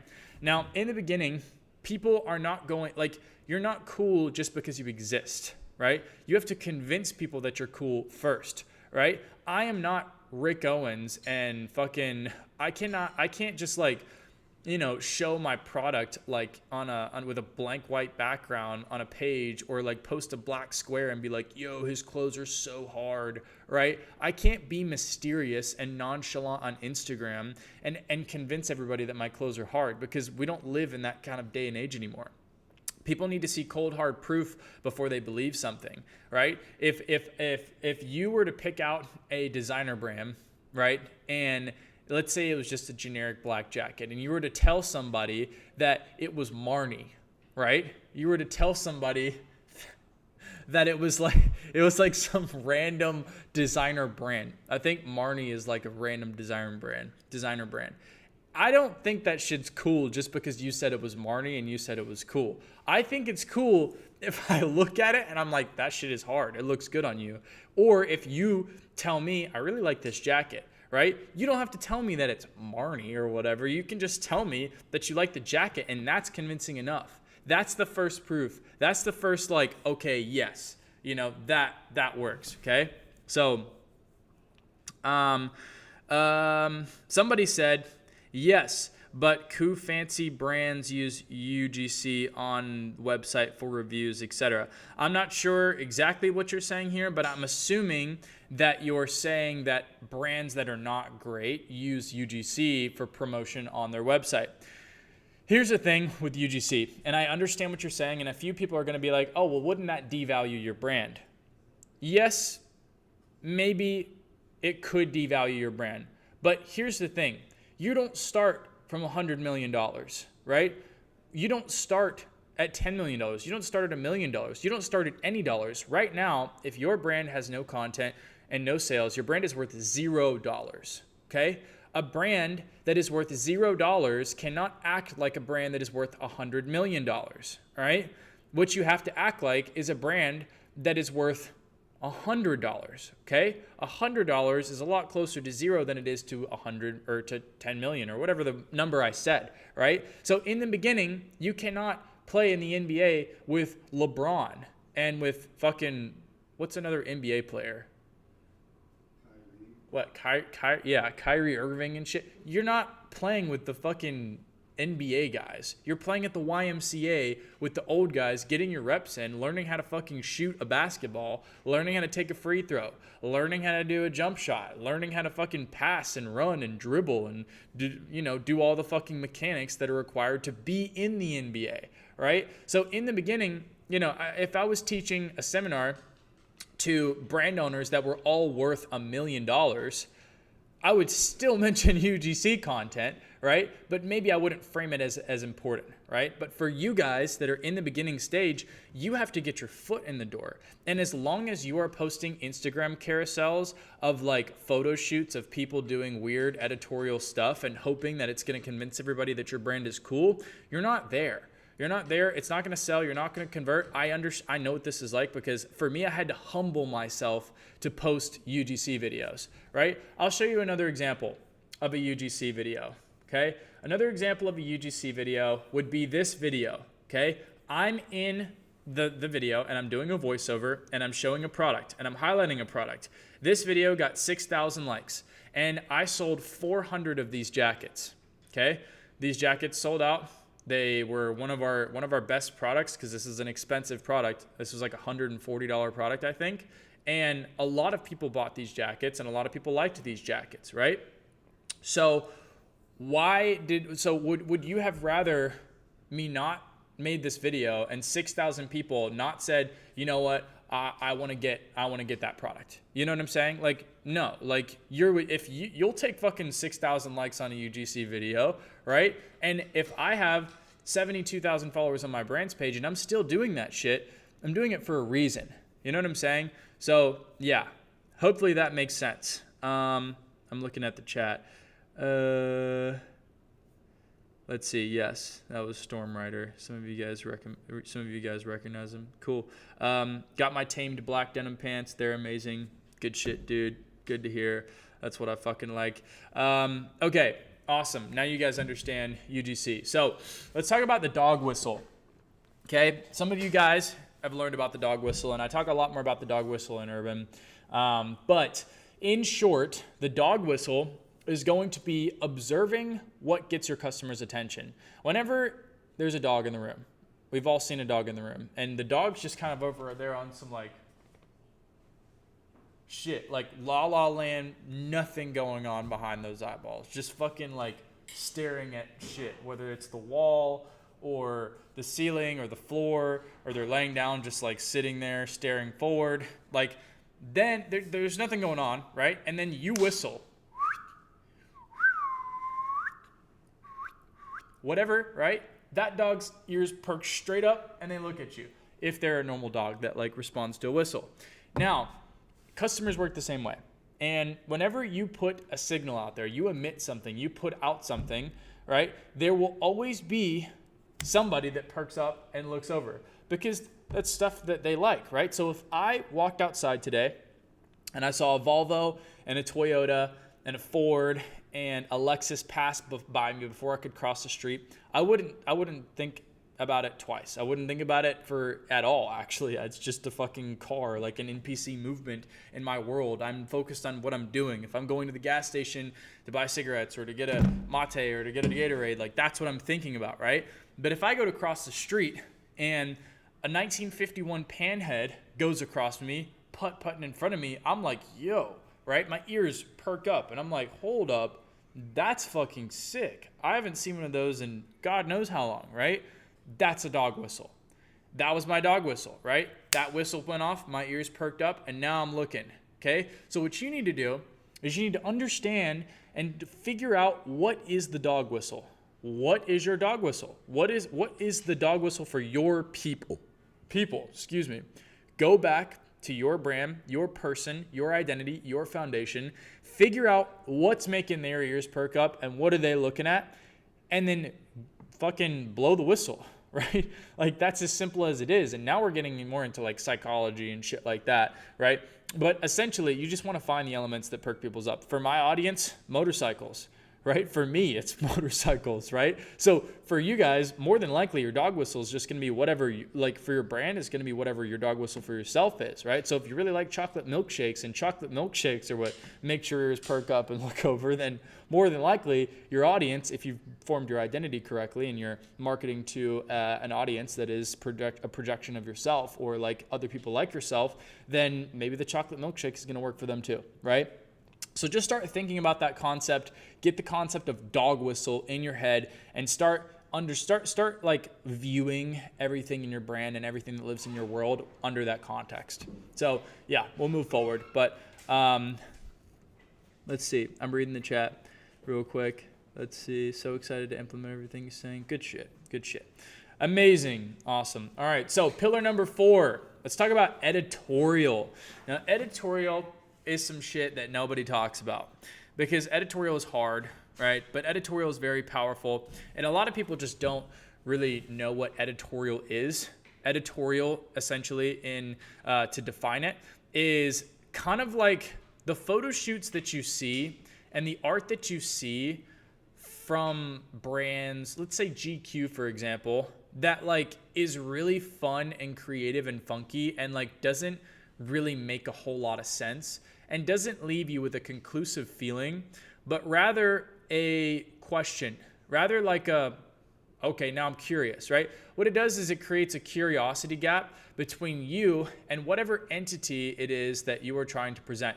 So let's say, for example, there's a famous musician, right? Let's say this famous musician is dropping an album, and the whoever the social engineers that are working with the artist or the producer or whatever want people to become emotionally invested, or they want people to become invested in the artist before they drop so that they can have a good release, right? Well, what they will do is they will have them do a photo shoot that is more creative, right? More funky, right? The weird poses and the weird fucking makeup and clothing and shit like that. And what that does is, yes, maybe some people are going to be like, what the fuck is that, right? But a lot of people are going to be like, why, right? A lot of people are going to be like, this makes me feel something. Why, right? And that why, that leaving you with a question, that kind of leaving you with a curiosity It's called a curiosity gap. You've heard a lot of people talk about curiosity gaps, especially in the personal branding or in the how to make an Instagram reel go viral type of world. And that's essentially what editorial does, right? Editorial is also the artistic expression of your brand in the most kind of unfinished, incomplete, raw, and unrefined way, right? It's hard to understand, and I'm not going to go too deep into this stuff because it would take me a long time to answer it. I go more in deep with my students and everything, but for the sake of our time and respect to the students, we'll keep this a bit shallow and just very baseline, easy to understand. But essentially, you want to leave the viewers with a question, and you want to get abstract. And you want to make some art. This is where you put on your artist hat and you just make some fucking funky shit. You have 100% creative freedom. You can do whatever you want. There is no refining it really for the audience's appreciation. Yes, you can do that. But at the end of the day, editorial is about producing art that is completely without refinement and completely without an answer or a conclusive kind of understanding, right? The best filmmakers are people who make movies that at the end you kind of are like, I need to look this up, right? And then maybe you watch the movie again and it clicks and you're like, oh shit, I get it now, right?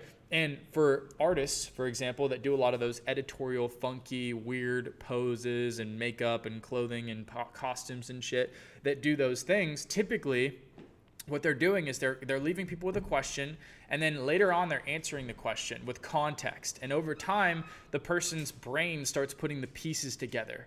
Oh, that makes sense. That's why they did the fucking, yeah. And it starts lining shit up. And as it starts lining shit up, the brain rewards itself with a pat on the back. And it's like, oh yeah, you're smart. You're figuring it out, right? You know something that other people don't, right? And that's dopamine, right? Brands love that. People who are trying to promote themselves love that. And ultimately, that's kind of one of the many effects of editorial. So not giving them all the context is the start of that. That's just with editorial, by the way. I don't want you to adopt that principle into the entire brand or the entire marketing strategy because it's flawed. Yeah, basically, in short, sometimes you got to make some cool shit that doesn't make sense and let the people sit on it and figure it out for themselves. In short, all right? So now we're going to talk about direct communication, okay? So we've gone through a bunch of stuff. Now we're going to talk about the more gadgety, techie kind of stuff. So direct communication is essentially, it's much simpler than it sounds. Direct comms is a weird word for it. I have a bunch of big words that I use for myself, but whenever I'm teaching or I'm, just sharing ideas, I try to use the really small words. Just be very simple with it. So direct comms is essentially you sending a direct message to the customer, okay? So the step one is just collecting the means to do so. So direct communication with the customer is email and SMS and Discord and group chats and DM and broadcast channels. That is what direct comms are. Now, what defines a direct comm before we move forward? Well, direct communication is kind of exactly what it sounds, but essentially it's communication that delivers, it's a message that delivers without fail, right? Whenever you post something on Instagram or hang on, let me just throw on face cam for this. Whenever you post something on Instagram or you post something on TikTok and you hit that button that says post, not everybody will see, and not everybody that follows you will see that post, right? Not everybody that follows you on TikTok or that follows you on Instagram will see that post. Not everybody that this video would benefit by seeing is going to see that post, right? Not everybody that needs to see that video or that would buy the product if they saw that video is going to see that post.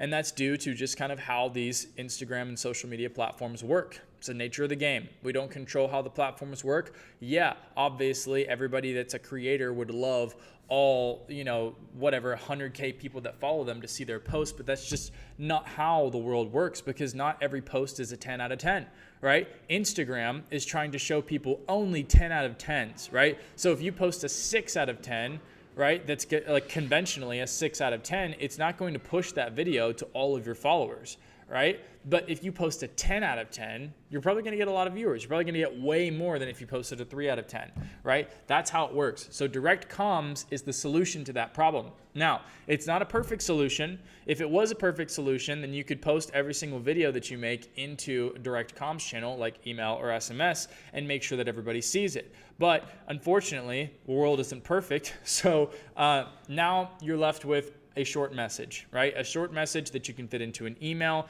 images that you can fit into an email, or a short message that you can fit into an SMS text message, right? That somebody would get on their phone. Now, when you have let's say, well, let's just go through the steps and then we'll talk more about why it works. So, first, let me turn my screen back on.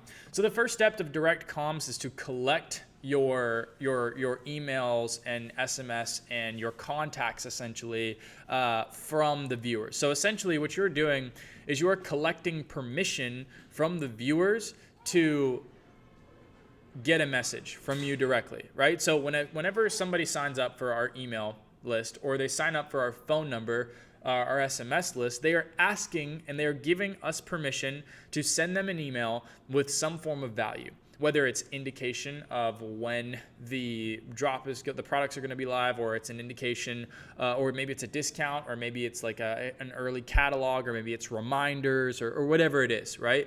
They are essentially giving us permission to do that. And I've gotten a lot of questions from this as of lately about do I need to have a real business entity to do this? Yes, you do. You have to have an LLC. You have to have an actual registered business to do this because there are a lot of laws that go behind that go into like email and SMS because of how powerful it is, right? It's very easy for, like, if this was the Wild West and there were no rules, no laws, and a scammer could create an email or an SMS message that says, hey, we're your phone provider company, like you need to pay your bill, create some kind of hacker link or malware, and then get you to tap on it and take all your money, right? That's what would happen if there were no laws. So there's laws in place. You have to have an actual registered business entity to use these, just to forewarn you. But these are very, very effective because they deliver the message 100% without fail, right? Sometimes the email will go to spam, but for SMS especially, which is where there's tighter laws, it's going to send without failure. Now, let's go to step 2. Also, if you want to set this up, you just use Klaviyo.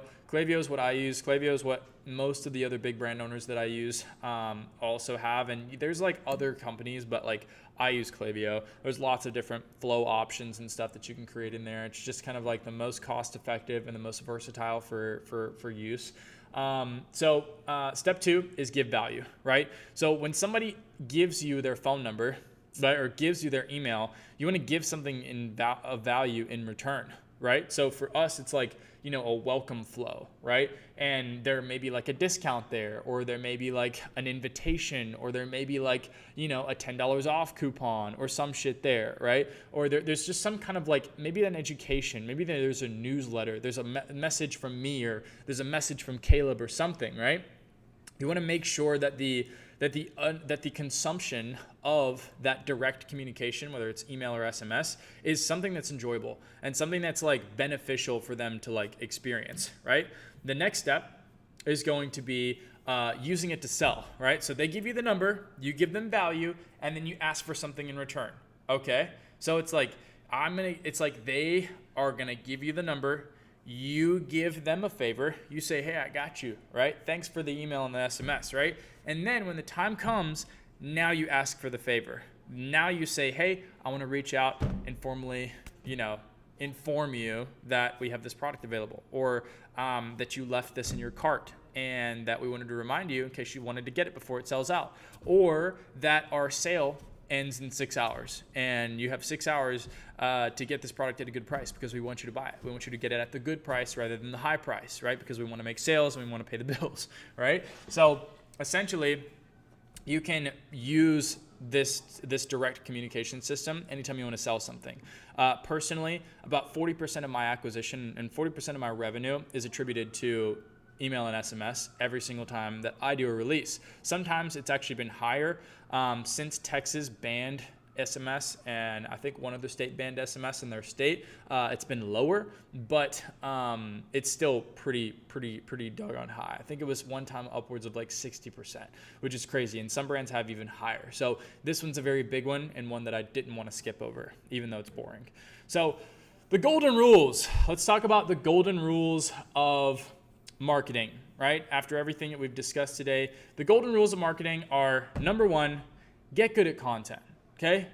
Number 2, build a world that people want to enjoy, okay? Frame the clothing as the wristband. So let's say I was building a circus, or like not a circus, let's say like an amusement park, roller coaster rides and shit like that, right? The roller coaster rides is what everybody sees on social media. The roller coaster rides is the fun. The roller coaster rides is what people see on Instagram stories and shit like that, right? So how do we go and ride the roller coasters? How do we be a part of this world? How do we go to the theme park and get the Slurpees and, have fun and get the vibes and see all the fucking roller coasters and like the people in the costumes and shit, the Disneyland stuff, right? Well, we have to buy a ticket. Right? To get in, you have to buy the ticket, right? So if you can frame a beautiful world that a certain type of person wants to be a part of, and then you can say, hey, the entry fee is this shirt, right? Or this hoodie, or this fucking piece of jewelry, or this box of whatever, right? Then that's your ticket.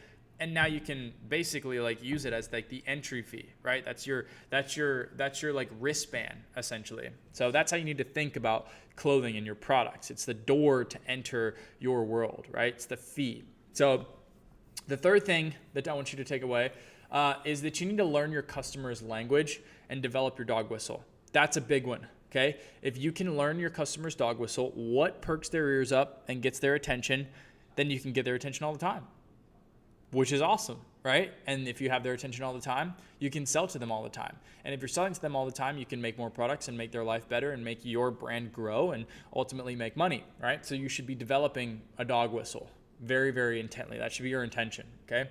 And then number 4 is you need to own the direct line, okay? Whenever you can really, really have a grasp and a good control over what goes through your direct lines, whether it's Discord, email, SMS, DMs, WhatsApp, whatever it is, you can reach a lot of people in a very impactful way and use that in tandem with your social media marketing, your content marketing, your social shows, your dog whistle to bring those people in and convert, right? It's like it's like tying the knot. You know what I mean? It's a very heavy point of marketing that a lot of people miss. I actually have a friend of mine that pays somebody $200,000 a year just to run the email and SMS for his brand, right? His brand does like millions of dollars every single month, right? But he literally pays somebody a very, very generous salary to literally their only job is to do email and SMS. We call it a retention specialist, somebody to retain, somebody to get people to buy again, right? And it's worth a lot to him because if you can get a hold of people, get people's contact, they buy one thing, and if the product is good, then more than likely they'll buy it again if they like get enough contact and have enough communication and relationship built up. If you can get another customer and retain a customer and get them to purchase again, their LTV goes up, lifetime value, and that means less acquisition cost, right? So instead of paying that $200,000 a year in ads, right, he can pay that $200,000 a year in retention and save a ton of money on ads because he's going to make way more from the retention and paying for that than he will on the ads, right? Hopefully that makes sense. Those are my golden rules. I'm now going to do kind of like a walkthrough of my last campaign and my last kind of like spurt rollout of posting shit on social media. And I'm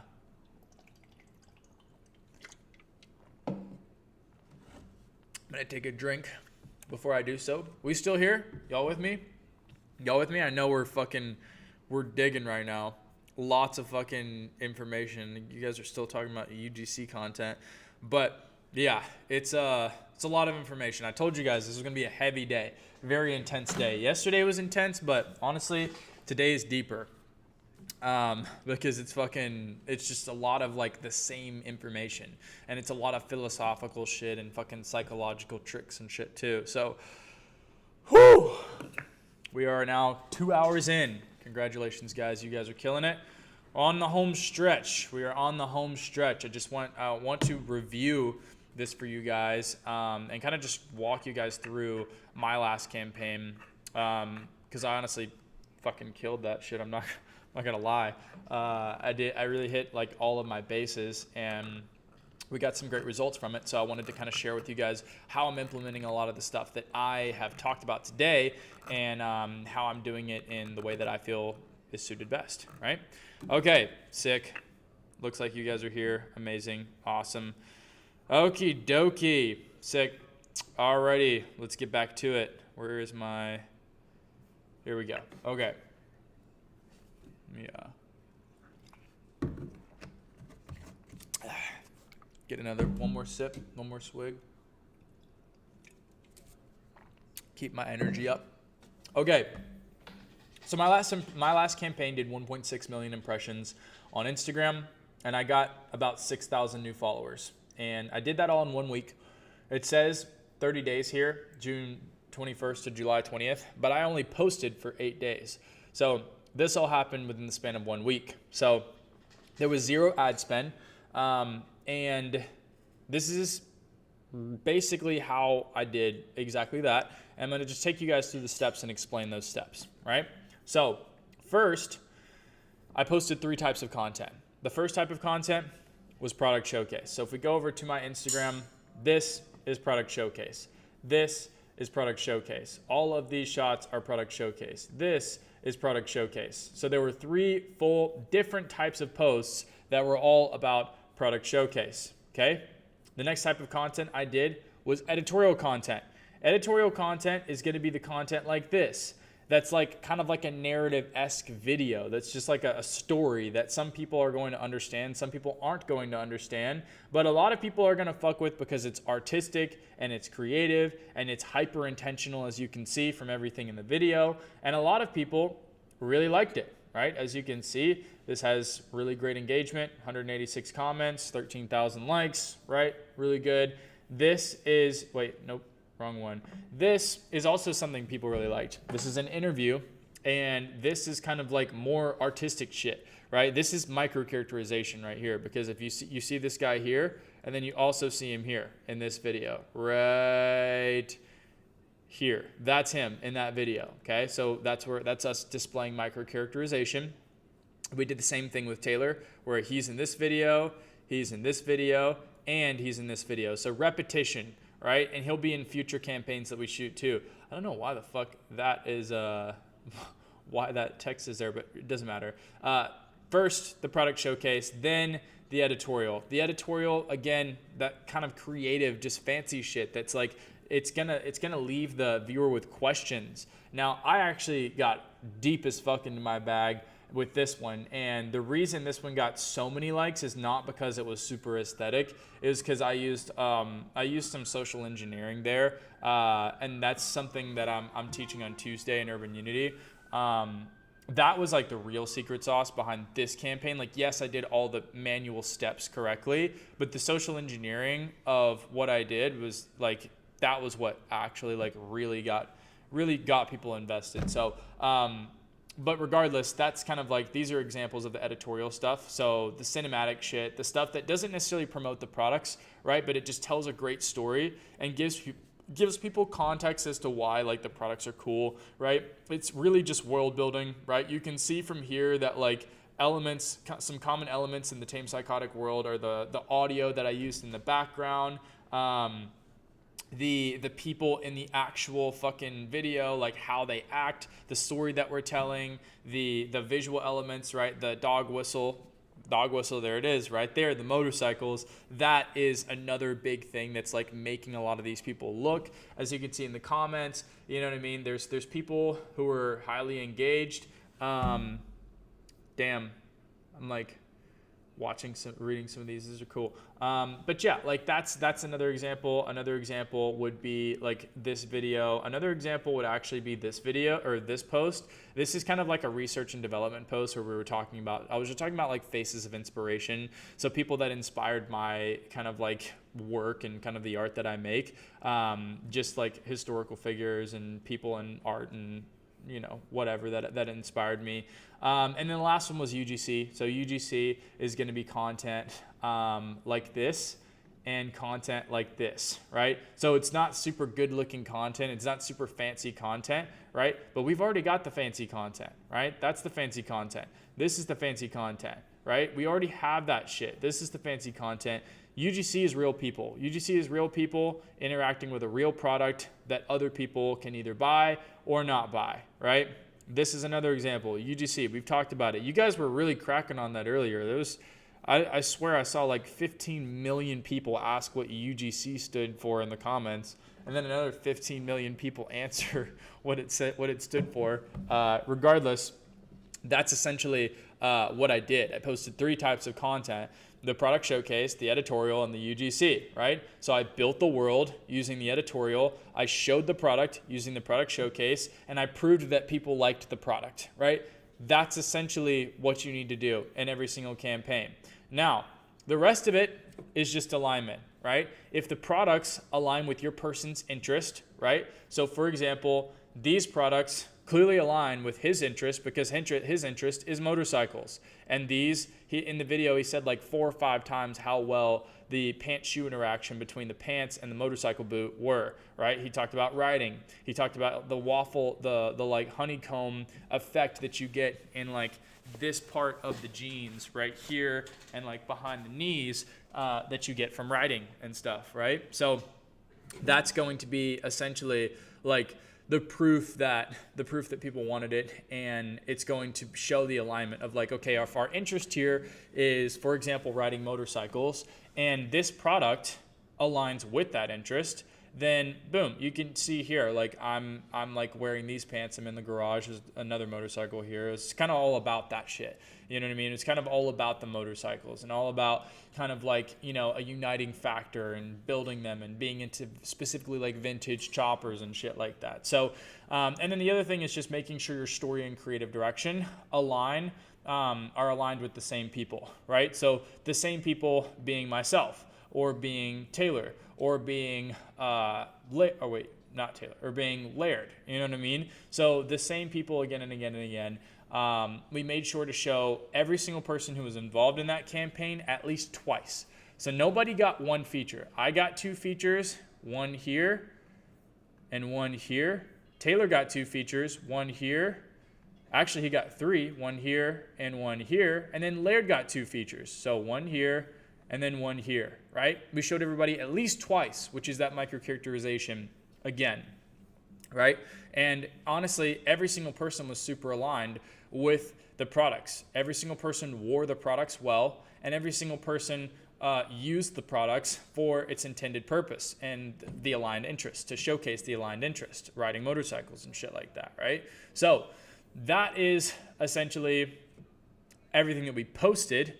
And I was considering going over this. I don't think we will. I think we'll save that, actually. I just don't think it's as useful. No, it's honestly a lot of sauce, but we'll save that one for Urban Unity class or something. So I'm going to talk about the sequence of events here. What order I posted everything, how I would suggest another person post things in general. So for me, let's see. It sounds stupid, but I really hate having to deal with social media this much in order to sell. Yeah, we all fucking do, bro. That's the life of the artist. Unfortunately, this is what we have to deal with. It doesn't work like it used to work. Life isn't like it used to be. Woodstock is not like it used to be. Fucking motorcycles aren't like they used to be. People aren't like they used to be. I fucking hate modern times. I hate social media. I hate modern cars. I hate electric cars. I hate fucking all the shit that makes everything, just takes the analog experience out of everything. I hate that we're being removed and we're being like stripped of our human experience by technology and how fast it's advancing. But at the end of the day, I want to be a winner in life, which means I need to work with my circumstantial leverage. Okay? I need to work with what I have. Social media is free. Social media is leverage. And if you can use social media in a skilled way, yeah, it's not fucking fun. I don't have fun getting on here and typing out my thoughts. I like doing this shit where I'm just fucking yapping on camera and I'm just like talking to real people, like I'm having a conversation, right? But that shit, this is annoying, but like this is what makes the sales. This is what kind of like builds the brand. This is what gets you attention, right? So it's important. It's important and it's required, okay? So you just got to get that through your head. Don't complain about it. Just accept it. Accept it and move on, okay? So this is a result of using the THC PP method. I know that's a funny name, but honestly, well, fuck it, we'll go over it, right? And we don't have a ton of time, but we'll go over this one because this is a good one. All right, so the THC PP method is essentially an order of operations. The order of operations is to first tease, right? So for us, teasing would be this video. So in this video, I'm talking about why I make clothes, right? You can kind of see the photos in the background. You can see quick flashes here and there, but you're not really seeing the actual product. You're not seeing the up close. You're not seeing the high quality. This would be a tease, right? That was the first post, or this is actually the first post. And here you're not seeing any product at all. You're just seeing the inspirations behind the making of the product in the campaign, which is an even better tease, right? So that's the first step. Tease is the first step. The next step is hype. Hype is where you bring in excitement, right? So hype would be, for example, showing our best product, like our best product, putting our best foot forward, showing, damn, like they're really about to drop some heat, right? That would be something like this. This is a hype video for the actual campaign. This isn't even the actual campaign. It actually got more likes than the actual campaign did, but it fucking rocked and it did really, really well. And this brought a lot of hype to the actual campaign. So by the time they actually saw it, people were really excited to see it, right? So the next step is collect. So after this was whenever I collected email and SMS. I posted a story on my Instagram and I said, hey, sign up to our email and SMS for discounts, early access, et cetera, et cetera, et cetera. Now that I had everybody's attention, I'm like, all right, now let me capitalize on it. Let me keep their attention, make sure that I can access it whenever I want in a direct format. That's whenever you collect the email and SMS.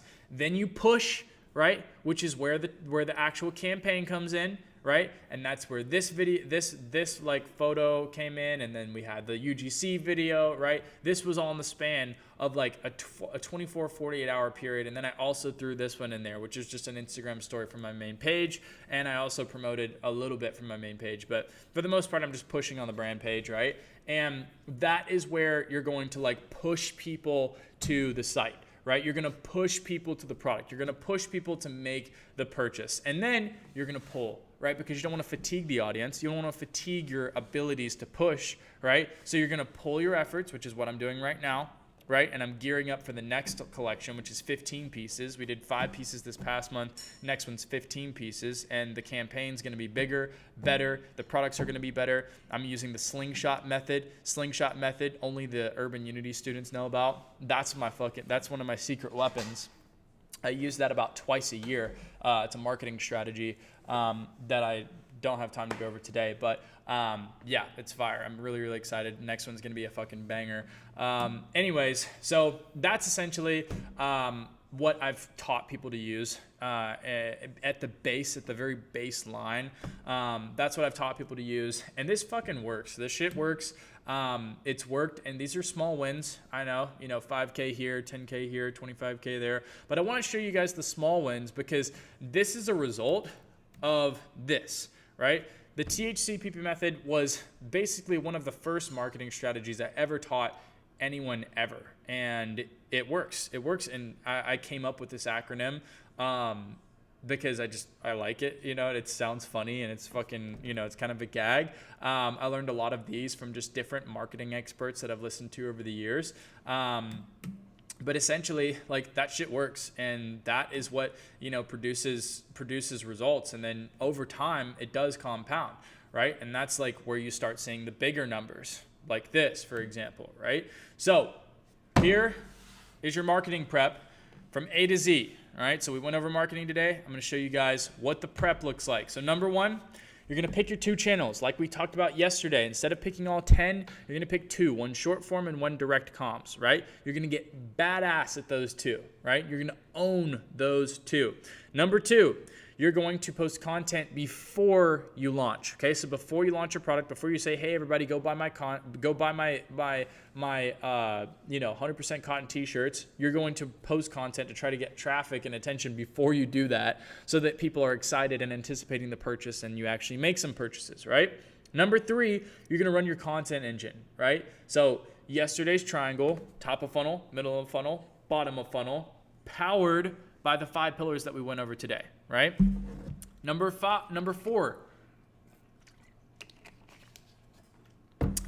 You're going to build a 30-day runway to your drop. What all are you going to post 30 days before you drop?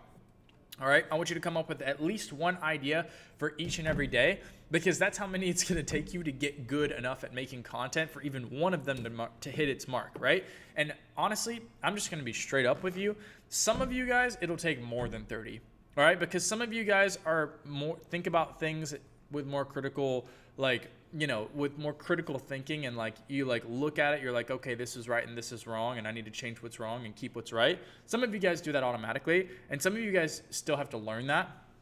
And when it comes to content, at least, obviously, most of you guys, if you walk out in the middle of a street and you get hit by a car, the next time you walk out in the middle of a street, you're going to look first, right?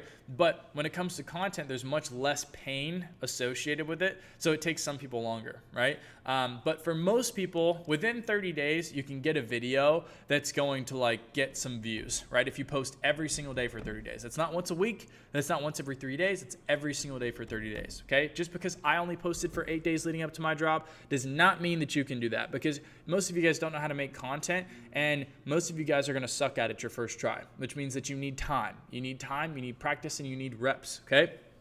So number 5, drop day is an event. Treat it as so, and your customers will also treat it as so. Number 6, remember the forgotten window. Remember, comms and communication between that purchase and delivery window, very, very important. Number 7, follow up, repost, DM your buyers, send out feedback flows, get data. After you make the purchase, make sure you're getting data and learning about the actual customer experience of the people, so that you can make changes in your product, in your sizing, in your fabrics, in how it's made, in the construction, in how it fits, whatever it is, to make a better product, okay? Hopefully everybody got that. Number 8, read the data, which is exactly what I just talked about. Change what you're doing and then try it again, right? That's the game, okay? Do, execute, analyze, pivot, execute, right? So do something, look at what you did, change what you did, and then execute again, right? It's like boxing, all right? You're going to punch. They dodged. Fuck. I need to punch more over that way. Okay, we're going to punch over this way. It's as simple as that, right? So it's the same system, different brands, right? You can do this with any brand. Golf, streetwear, old-fashioned, men's activewear. The niche is the variable. The system is consistent. I don't know why I said constant there. So essentially, you can do this with any brand. All of my students have done this with all kind of different brands. Anime brands, golf brands, women's wear brands, gym wear brands, Christian brands, all kind of shit. The system remains the same. This isn't just universal. This isn't just specific to my niche. This can work universally. Okay, which is why I'm telling you guys. I wouldn't tell you guys if it only worked in one single niche. So essentially what happened when people bought my clothes is people who thought the same things were cool. They liked the same music, they liked the same clothing, they liked the same videos, they liked the same motorcycles, they liked the same colors, they liked the same feelings, right? They were all brought together by my brand, and that is ultimately, honestly, why I even did this, because I'd never met people like that in real life. I was lonely. That's kind of why I started this whole thing. It's just because I wanted friends, and I wanted people who were on the same page as me and liked the same things as me. So that's why I created it, and that's why I fucking even started the brand in the first place, right? I rented a storefront in March. I think it was in March, yeah. And a ton of people who fucked with the brand, they came to the event. And I think it was 200-300 people, something like that. And we were all just vibing out. We were having beers. We were smoking outside. We were having conversations. We were trying on clothes. We were talking about vintage. We were talking about music. We were watching movies inside. It was just a big fucking vibe.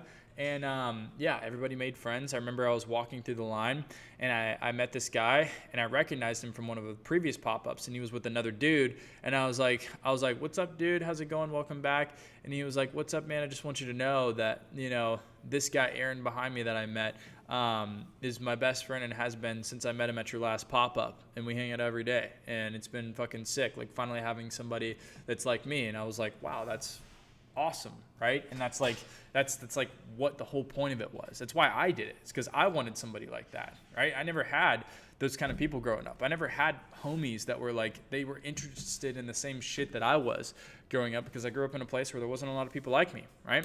It's kind of why I started the brand, okay?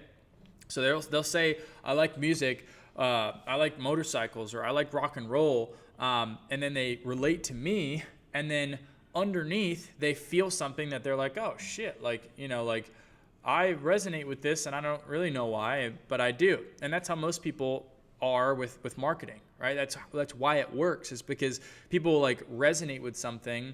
They notice something, their subconscious notices something that they like, and the rest of their brain doesn't really like notice it, but they're just more drawn to it because it's something that they like. And then one day they realize it and come to the awareness of it, but not right away. Okay? So when you build the thing that's truly you, your people show up, right? They always do. Every single time I've seen this, as long as somebody is authentic to themselves, building something unique and not just copying another brand, the people show up that also fuck with it.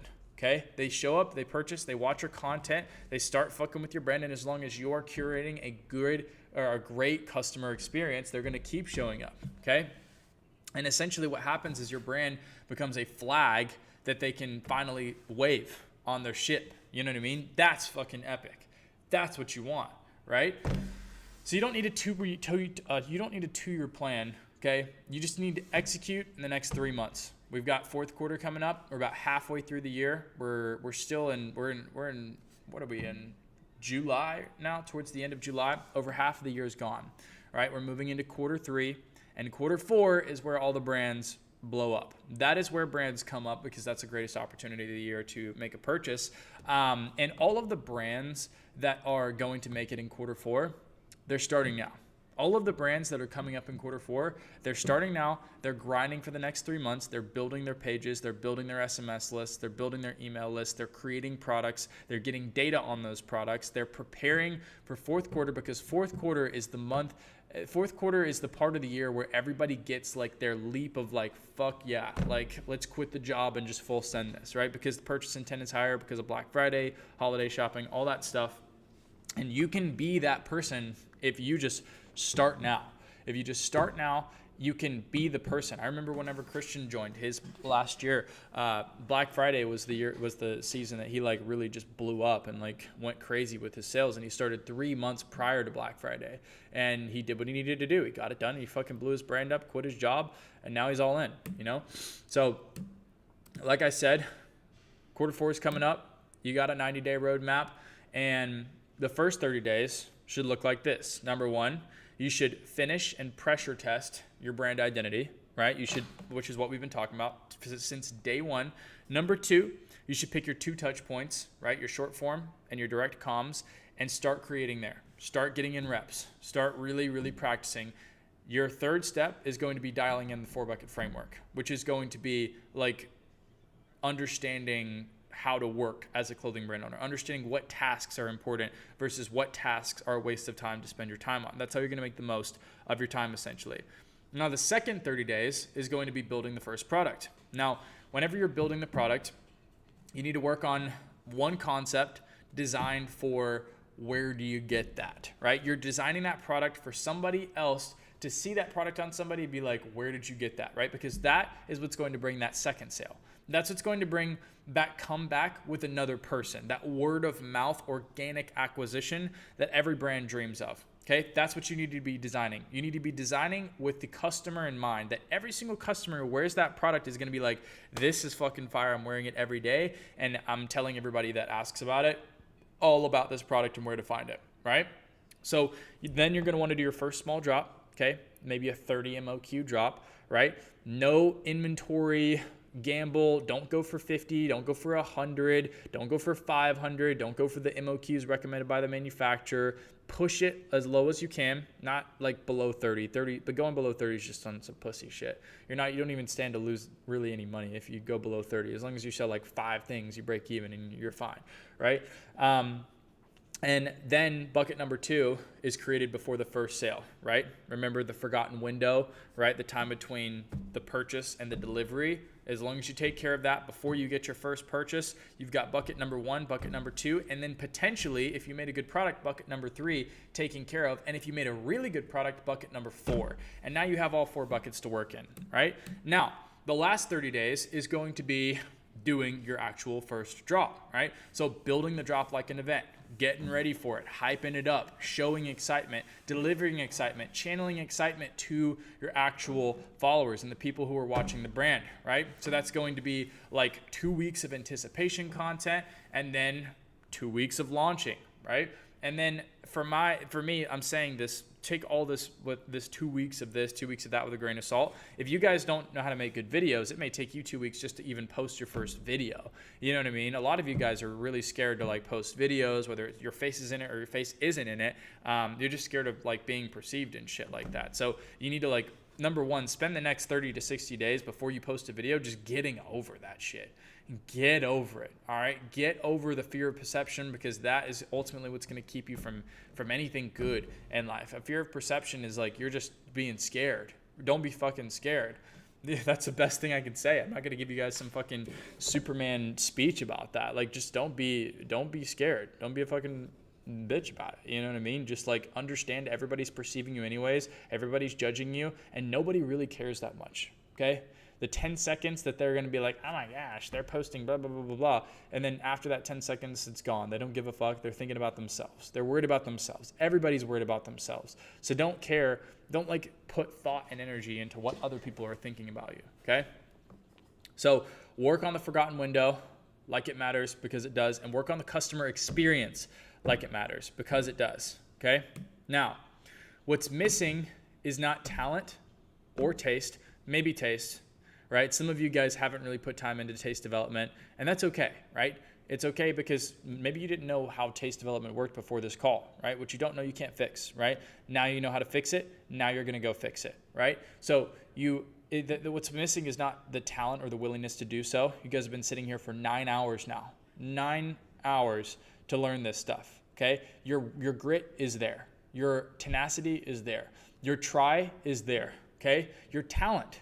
There is no real talent in this shit, all right? You only have talent because you have skill built up over time. That's the only time people pull the word talent into this stuff. And then taste is obviously another time thing, right? And that's the bare bones of what makes a successful brand owner, is like that taste that you can get, right? And it's the first few steps. And somebody who's, wait, what? Honestly, I don't even remember. I don't think I finished this slide. This slide doesn't even make any sense to me. I don't remember what I was going for, because I think I was tired, and I don't know what I was going for there. Maybe that was the slide that was like moved down or something. Doesn't make any sense. How are we feeling, guys? How are we feeling? Are we still here? I'm tired. I know you guys are tired. We're 9 hours in. We're almost done. Who's still with me? I'm thirsty.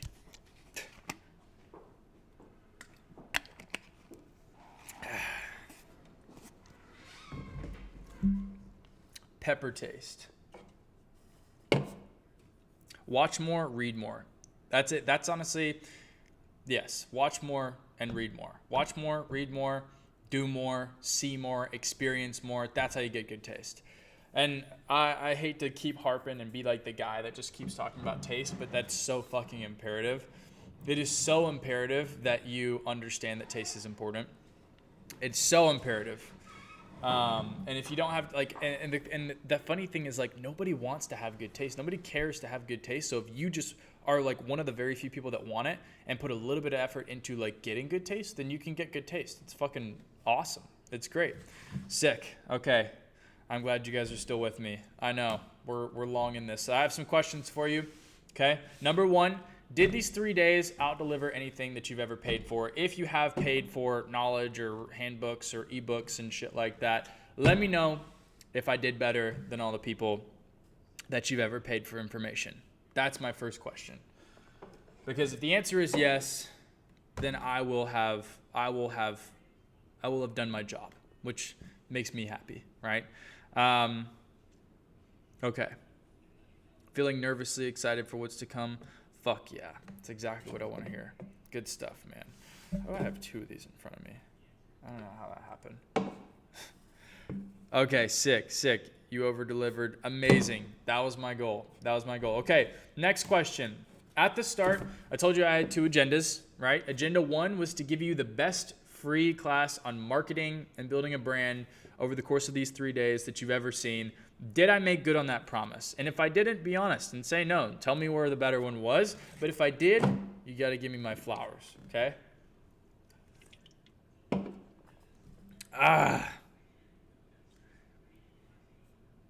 Okay. Honestly, there's already a bunch of yeses from the last one, but I would assume the answer is yes, right? The answer is yes. Okay, best 3 days I've ever gotten. Phenomenal. Failed my first job, but now I feel like I still might have a shot. Amazing. That's what I want to fucking see. Fuck yeah. Good stuff. A lot of the stuff I didn't know until now. Amazing. Let's go, man. Learn more here than I did paying $20,000 for mentors. Fuck yeah, dude. Fuck yeah. That makes my day. That means I'm making a difference, which is amazing. So, was today worth your time? Day 3, marketing, not as much on the how-to, not as much on the what, more of a different topic. Was today valuable? Was today worth your time? Type yes in the chat if so. Let's see. Let us see. Yes, a lot of info. Good stuff. Okay. Incredible. Amazing. Lost 10K. I think I might have a shot now. Fuck yeah. Fuck yes. That is awesome. Awesome. This is building a great mind map. Amazing. Okay. Did you learn things about marketing a brand that you didn't know before this masterclass? Specifically the marketing. I know you guys probably learned stuff about the identity and maybe the steps of, building the store and finding a manufacturer and building a product. But did we crush it on the marketing? Okay, that is a big question for you guys. Did we crush the marketing? And do you feel like confident that you could step into your next marketing campaign and ideate, have a general idea of, okay, I'm going to make this type of content, and this type of content, and here's how I'm going to do it. That's what I want. That's what I was looking for by putting together this slideshow. And if that's the case, then, amazing. I've done my job. Okay. Open my mind in ways you don't understand about marketing. Fuck yeah. Have over 30 pages of notes from the past 3 days. 100% yes. Fuck yeah. That's what I wanted to hear. Okay. Last question. Would you want to go deeper than we ever could in just this one class? That's my last question. Type yes in the chat if you would. Dude, this is dopamine for me. Seeing everybody hate to say it, but validate like something I'm trying to do for people is awesome. I gotta say, I appreciate it. I appreciate you guys. Thank you so much. All 3 days were worth my time. My girl didn't like it, but she'll be thankful for it eventually. That's the fucking spirit, lad. I like that shit. Good stuff. Okay. Thank you guys. I appreciate it. My content's just looking and observe. My content got better by just looking and observing yours, and now I have your blueprint. Amazing. Fuck yeah, that was my goal. Okie doke. So here's my ask. All right, I want to walk you guys through Urban Unity and show you guys exactly how to implement everything we learned today and learned over the past 2 days or the past 3 days now into your brand correctly. If you guys want me to go through that, then just type yes in the chat if so. I just want to show you guys the amazing shit that I put together. We talked a little bit about it yesterday, had some questions about it earlier in the class, and I want to go back through it. I want to show you guys, honestly, because I'm proud of it, but also because I feel it is genuinely the best thing a clothing brand owner can do. So, okay. Yes. Urban Unity moment. Fuck yeah. Okay, awesome. Okie doke. So before I let anybody into Urban Unity to even execute building a successful brand, you need to understand that this shit is hard. Okay, even with Urban Unity is fucking awesome, right? Urban Unity is designed to remove stress, wasted money, wasted time, wasted blood, sweat, and tears from your life and your journey to building a brand. But you have to understand, regardless of who helps you, regardless of who walks through this with you, like building a brand is not easy. And if it was, then we would all have brands, all right? It wasn't easy for me. It was hard as fuck for me. And yes, I'm trying to make it easier for other people, but it's still going to be hard. So can you accept that it is going to be hard? And if you can't accept that, and you can discard this whole like, oh, this will be easy peasy. I'll just get Urban Unity and then it'll be easy and fucking, you know, they'll just basically do it for me. We are not about to do jack shit for you. That's not the goal. We can't do that. It's just like, that's impossible, right? So number one, you need to like remove the limiting belief that building a brand was ever going to be easy. It doesn't matter what piece of information you have. It is never going to be easy, okay? There are way easier ways to make money. There are way easier ways to get rich, okay?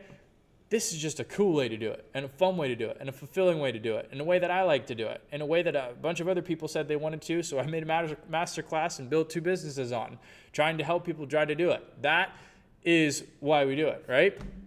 So anybody who says it is easy is lying to you. So I want to focus on this sentence right here. Heavy is the head, the wears the crown. Maybe you guys have heard this sentence. Maybe you guys have heard this saying. But essentially what it means is that everybody wants to be the king. Everybody wants to be the top. Everybody wants to be the leader. Everybody wants to be the guy at the front of the line. Everybody wants to be the guy that everybody bows down to. Everybody wants to be the guy that gets all the glory, right? Everybody wants to be the guy that gets the money, the fame, the girls, maybe the guys, and all of the attention, right? But what most people don't think that they want or don't actually want is what comes with that they don't see, right? Nobody wants the decisions that the king has to make. Nobody wants the pressure that the king feels from the weight of all the people looking at him to make a good decision for the better of the kingdom, right? Nobody wants the stress and pressure of the king being the one to have to financially, like, you know, pay for the freedom of like the people there, or pay for this or pay for that, or go to war and protect the country from another country invading them. Nobody wants that, all right? So you need to understand that having a brand is not it's not all about, you know, the grapes and the fans and the roses and the rainbows and the fucking unicorns and shit. All right. There's going to be times where you're stressed the fuck out. There's going to be times where you are upset and feel like you made a wrong decision. There's going to be times where you're nervous leading up to drop day, and you're racking your brains and you're like, fuck, like, did I do everything I was supposed to do? And is it going to sell well? Are people going to buy my product? You're going to be stressed. All right. And your girlfriend's going to be stressed for you. Your parents are going to be stressed for you. You're going to be stressed because they're stressed. You're like, there's going to be days where you fail. There's going to be times where you drop a product and maybe you didn't do some shit right and shit went wrong, right? And you're going to have to be okay with that, because there's a cool part to this, there's the Instagram part to this, and then there's the dark side of it, all right? And I'm just being real with you guys and telling you that there is a dark side to it. It's not the fucking perfect dream, you know, that everybody has in their head. It just isn't, all right? So today, you guys learned the conventional steps, right? The conventional tips. My tips that if I could tell you guys all about marketing and I only had 2 hours to do it, here's what I would say, right? That's what you guys got today, which is going to be a very broad, that's what conventional means, a very broad use. Everybody can benefit from what I said today, but this shit is all subjective. Marketing is all subjective. Branding is all subjective. Identity is all subjective, and it is all full of nuance. Nuance means that every situation is different, meaning that there could really be no blanket fucking statement or blanket solution for everybody's problem, because everybody comes from a different scenario, right? Everybody comes from a different perspective, which is why political like divisiveness is like really dumb. And like for anybody to be either super leaning one way or super leaning the other way doesn't really make any fucking sense to me, because it's like everybody lives with like dumb people don't understand nuance. Smart people understand nuance, right? So everybody's journey looks different is what I'm basically trying to say, okay? And essentially what I've done in the past 3 days is I have shown you guys kind of like the map to get to wherever it is you're trying to get to, right? This is just a little AI image of like a little dude on a journey to try and get to the place he's going, which is the destination, which is a successful brand, your first successful drop, all right? Now, I've led you guys kind of like to the part where now it's time to like pick up your backpack, strap on your boots, pull up your pants, and fucking, take this journey, right? But now you have to navigate. Now you have to actually execute. Now you have to try and fail, right? Or try and not fail. Maybe you try and succeed, okay? So you now have two choices. You're going to that flag. You're going down that path. You're going over the bridge. You're going through the mountains and whatever else terrain you have to go through, right? You have two choices. You can do it by yourself. That's probably going to mean what it was for me was 2 to 3 years of very expensive mistakes, tens of thousands of dollars lost, lots of failure, lots of time spent alone in my apartment in the middle of the night doing mushrooms and trying not to, self-delete and shit after making crazy mistakes or losing $30,000 in a day because I made a wrong decision or somebody told me wrong. It's ambiguity, right? You don't know what's coming. You don't have any support. You don't have any kind of secured future. And that's the death of most brand owners. Or you can do it with guidance and you can do it with people. You can do it with other people that are doing this with other brand owners. You can do it with other people that have support. You can do this with experts and other brand owners that have made millions of dollars that can be in your corner telling you, hey, this is what you should do or this is what you shouldn't do. All right, a team that's actively, they get paid responsible for your outcome. Urban Unity is a system of staffed people that are responsible for you, for your success. They are staffed and they get paid specifically to help you succeed, all right? Which means clarity at every single step, okay? You don't need to do this stuff alone. Tyler did $8,000 his first drop, which was sick. That was really awesome to see, okay? And that's because he had the right systems and the right strategies off the bat. His first cinematic campaign, I remember it did like 6,000 likes. He crushed it, and it was because he had a system, right? And he followed it, and he made it. Kobe's been killing it the last 6 months. He's actually working with us at Urban Unity now, and he's been doing great and he did it immediately. He did it immediately because he followed the right systems. Another one, all right? John did 10K his first drop, which is really insane, doing 10K your first drop, to be honest. 6K is really, really dope. 8K is really dope, but 10K is insane. Olga, another 10K first drop. Olga's one of my favorite students. She's been with us for a while now. Some of you guys remember last year she spoke at our last masterclass. Super great person. And there's tons of other people. We've got Connor, we've got Tyler, Braden. I could sit here and talk about students all day and talk about how proud I am of them and how awesome it's been being able to be a part of their journey and everything. But at the end of the day, I want that to be you guys. That's why I'm doing this masterclass.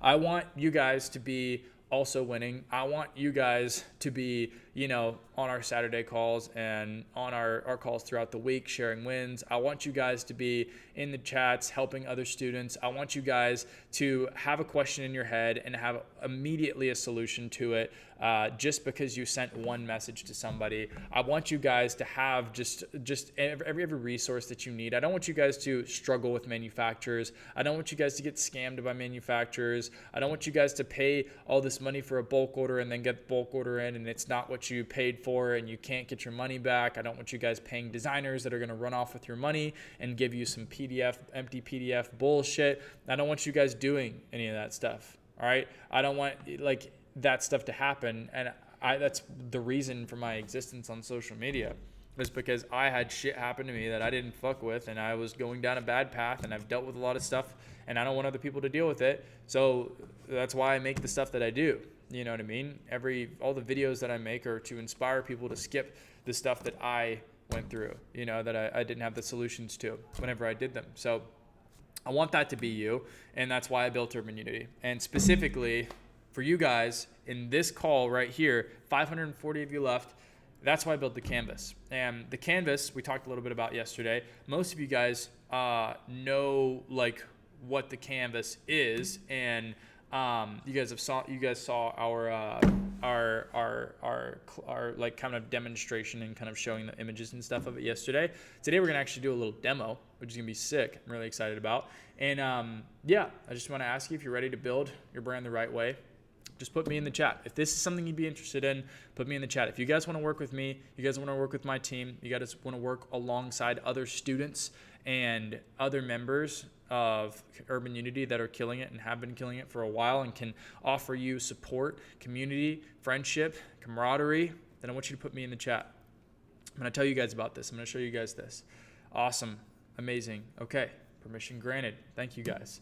So after yesterday we told you guys there'd be 50 spots. I went through applications last night. I didn't get through all of them. I got through a lot of them, and I picked 25 people, and I decided to wait to pick the other 25 until today because I wanted to give you guys one more chance to apply. I know some of you guys were on the edge of it yesterday. Maybe didn't because maybe you don't think it's the right time.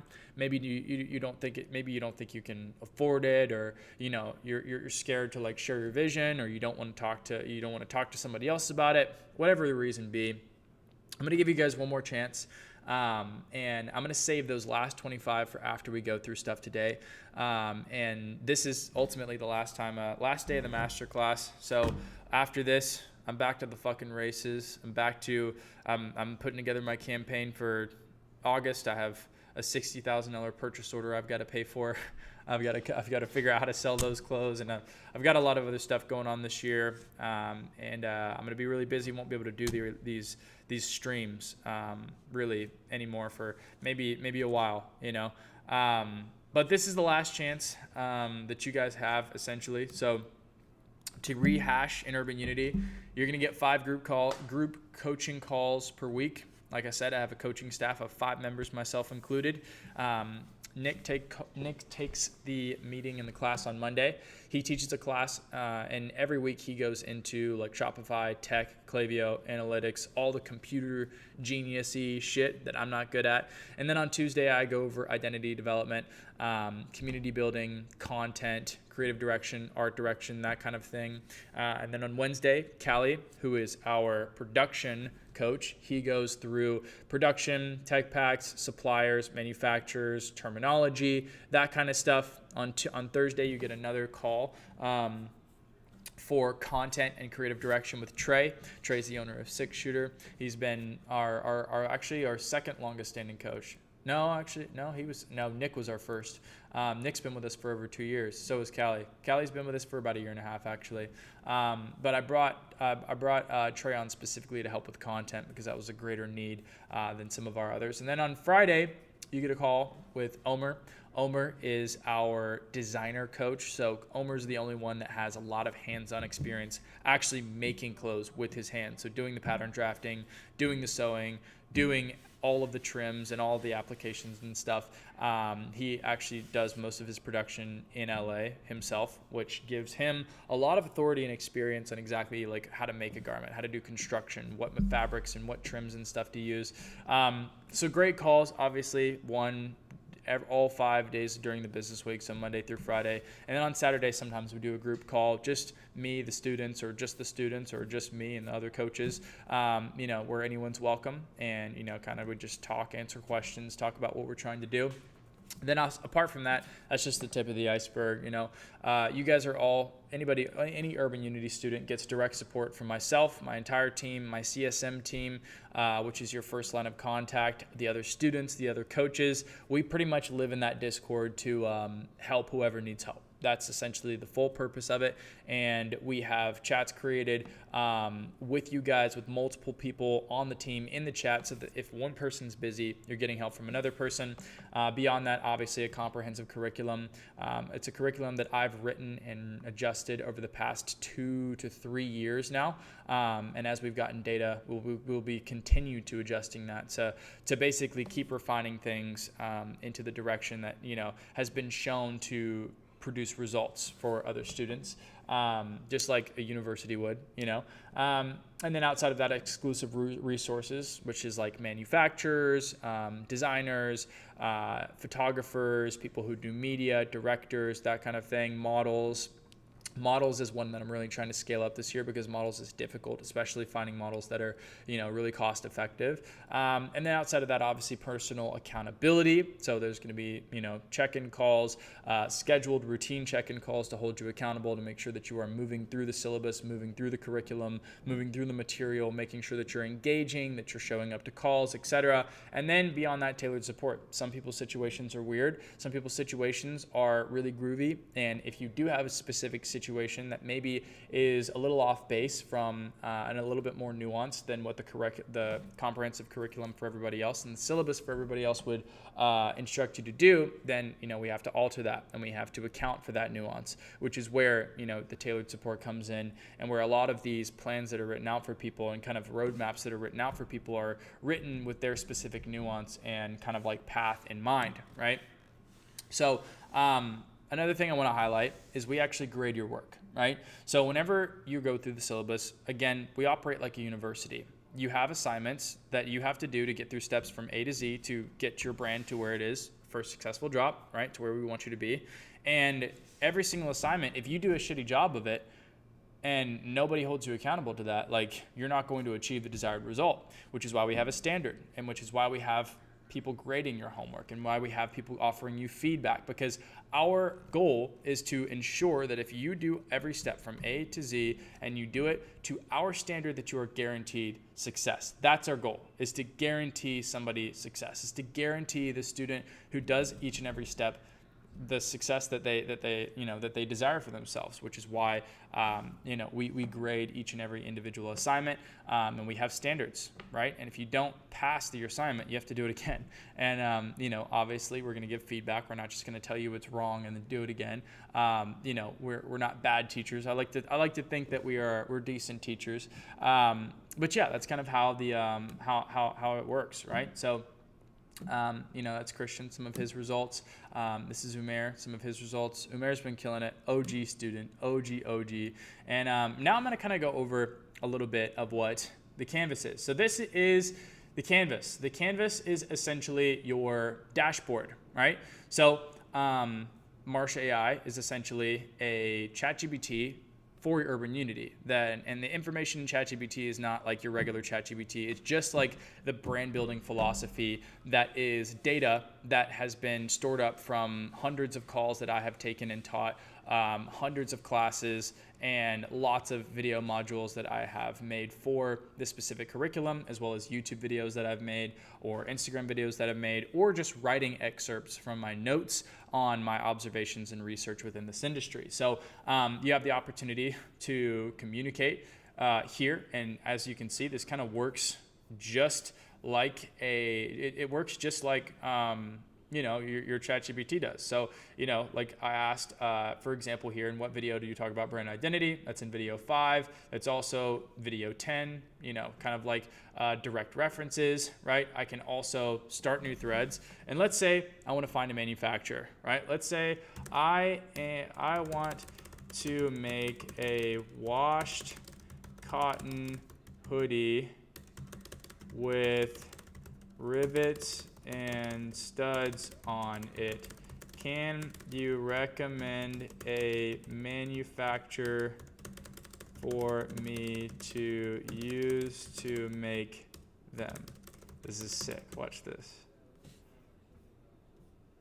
Marsh AI is thinking, not Marsh. This is not actually me.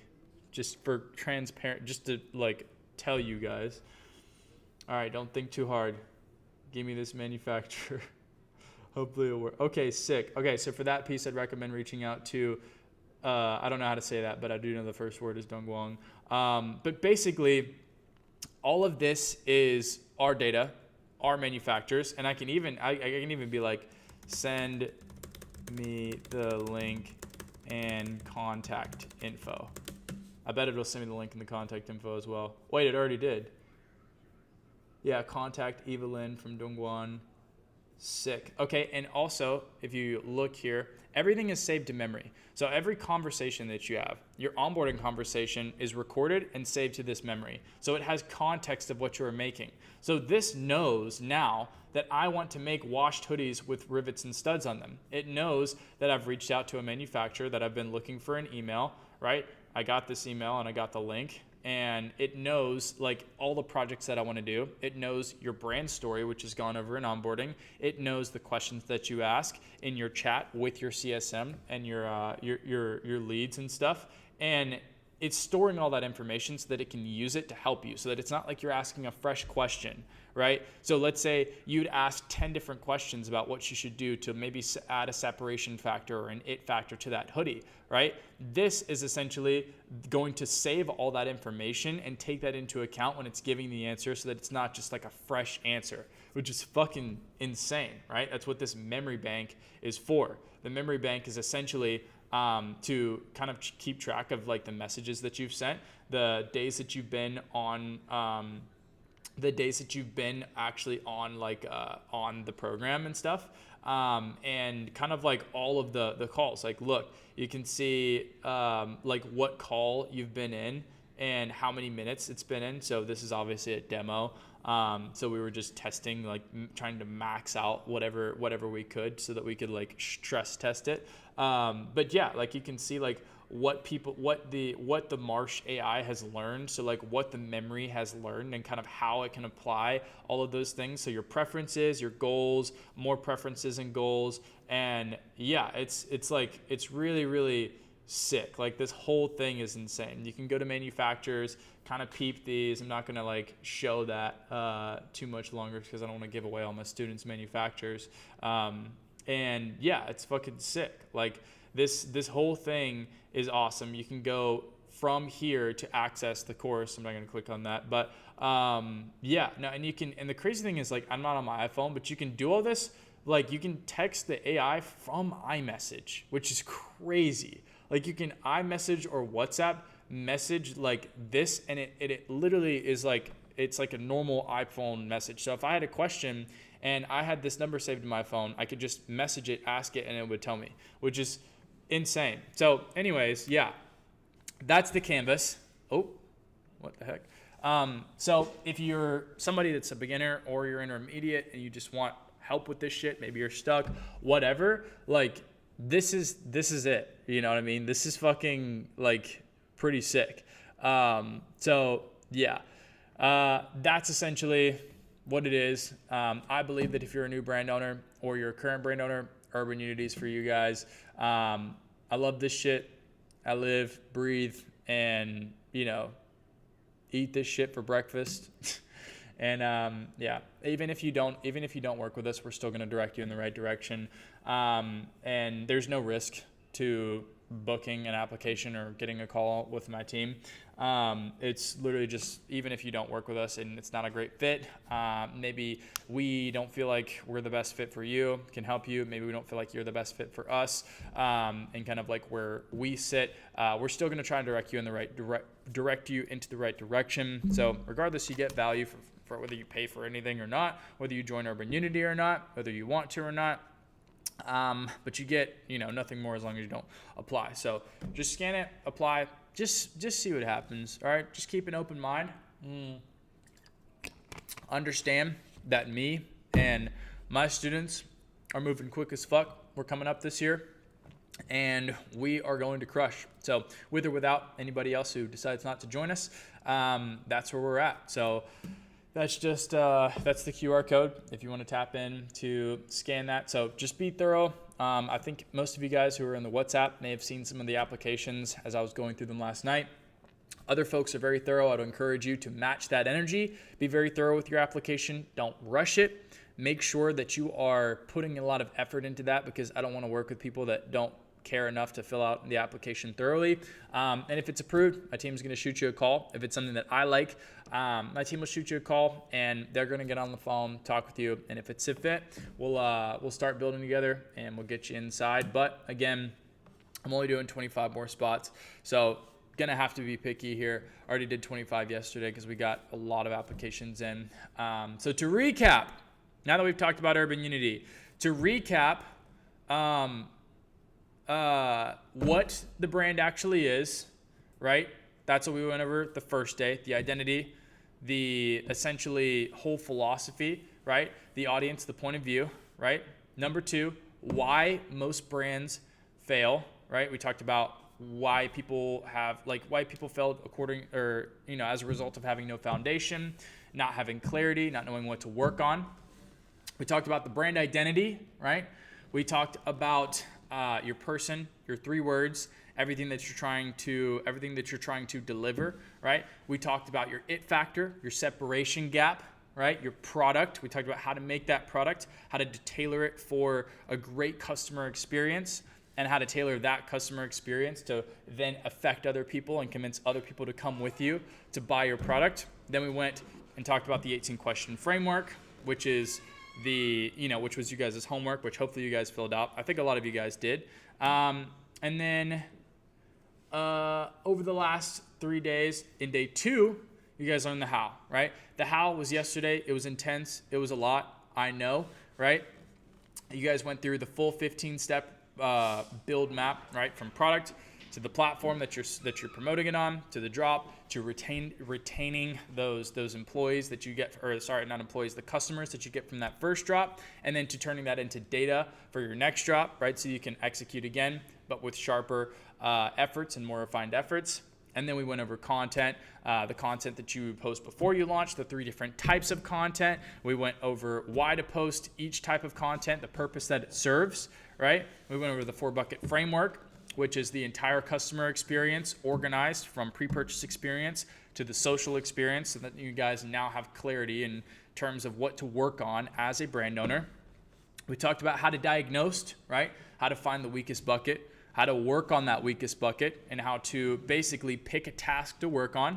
And then in day 3, we talked about marketing, all about marketing, right? The 5 pillars: art direction, narrative, product showcase, the dog whistle, direct comms. I went over my campaign, the last one that got me 6,000 followers and, did the 1.6 or whatever million impressions it was. And we talked about the 3 types of content that I used to push that campaign. We talked about the THCP, I'm missing a P here, method, tease, hype, collect, push, pull, right? That kind of timeline, the order of operations, the steps to get from no traffic to attention, hype, excitement, and hopefully a purchase leading from that. And then we talked about the 90-day roadmap to, hopefully a Q4 drop, which would be around Black Friday, which is when purchase intent is highest. Obviously you have holiday shopping and Black Friday and Christmas and all that stuff. That Q4 is when everybody who has a brand gets to the point where they're quitting their jobs and shit, because everybody has a great drop in Q4 that actually is prepared and is taking the right steps and prepared in the right way. Everybody that I know has a good Q4 drop, even if you're low key not even that good at it.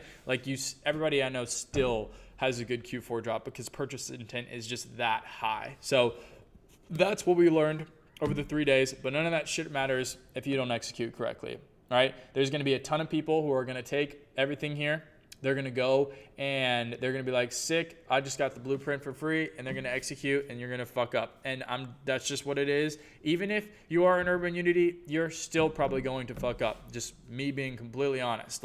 There's no scenario in which you're never going to screw up, because execution is just, we're imperfect. We're human beings. We're not robots. You know what I mean? So just understand that. Understand it's going to be difficult. Understand it's going to hurt a lot less if you have guidance and you have some level of check and you have support and you have community and you have friends around you that are also doing it.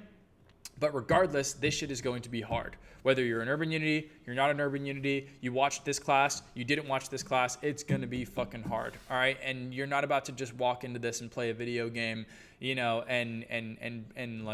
build a Minecraft, build a clothing brand world like you did in Minecraft in an afternoon off the wax pen and some Cheetos. Just not how this shit works. It's not going to be like that, and just eliminate that limiting belief right now, because it just doesn't work. So I've got a little resource for you guys, and this is going to be the 30 days of content. So kind of just suggestions for the content that you can make and post in that 30-day period. Some suggestions of stuff that's worked in my experience, my other coaches' experiences, some of our students' experience, and just experience from the research that we've all done looking into the industry, kind of what's working right now, what's versus what's not working. Let's see. Where is that resource getting posted? Oh, wait. I think it's posted now. Nice. Okie dokie. We have the resource posted now. So you guys should be able to, there it is. It's in the chat. So you guys should be able to access that. And I'm going to do a little nightcap. It's been a long 3 days. We are now 9 hours in. 9 hours into instruction. Q&A. And we're going to finish up with a little Q&A and prove this isn't a recorded webinar. And I appreciate you guys for showing up. Before we get into questions, I just want to say I really do my best to give back. You guys have been, great to me in regards to support, in regards to, just encouraging me on my path. I've had a rough go at it. A lot of you guys know and have seen, and I appreciate you guys showing so much love on, everything that I do, from the brand to, Urban, to the YouTube, to, like the Instagram and whatever it is, the pop-ups, the in-person events. You guys are amazing, and my goal is to just keep feeding into whatever good I see in the world. So if I see something like a group of people who want to build impactful clothing brands that give people communities and make people feel seen and heard, I want to pour into that, which is why I'm doing this. And I've had people come up to me in person talking about this type of stuff, not even about the brand stuff, just talking to me about this stuff and being like, dude, like, this helped me so much. I appreciate that. And that really does keep me going. So I appreciate you guys making me feel like I'm not wasting my time, and helping me to be motivated and stay motivated to keep pushing forward. It means a lot, and I'm grateful. I'm very grateful. And being able to work with so many awesome brand owners that, I'm getting to play a part in their journey and their journey to achieving a dream and living a life that is like something that they always dreamed of. That for me is like fucking awesome, like unreal, and something I'm very grateful for. So thank you everybody for contributing to that, and even now 9 hours in, there's still being 400 people on this makes me happy. And I'm like, damn, like there's 400 people who like care so much that they're willing to be on here for 9 hours and listen to me yap about work shit, about business and fucking philosophy and all that stuff. And that's crazy to think about too. So yeah, give yourself a pat on the back for that. That's 9 hours that you invested into your knowledge. And I hope that I've made this 9 hours great for you guys. I know there's been some hiccups, I threw a slide in there that I had no idea was in there, screwed up the presentation a couple times, camera turned off a couple times, muted the mic fucking more times than I can count. But, I hope that overall, in general, mistakes aside, hopefully I was able to do some good for you guys.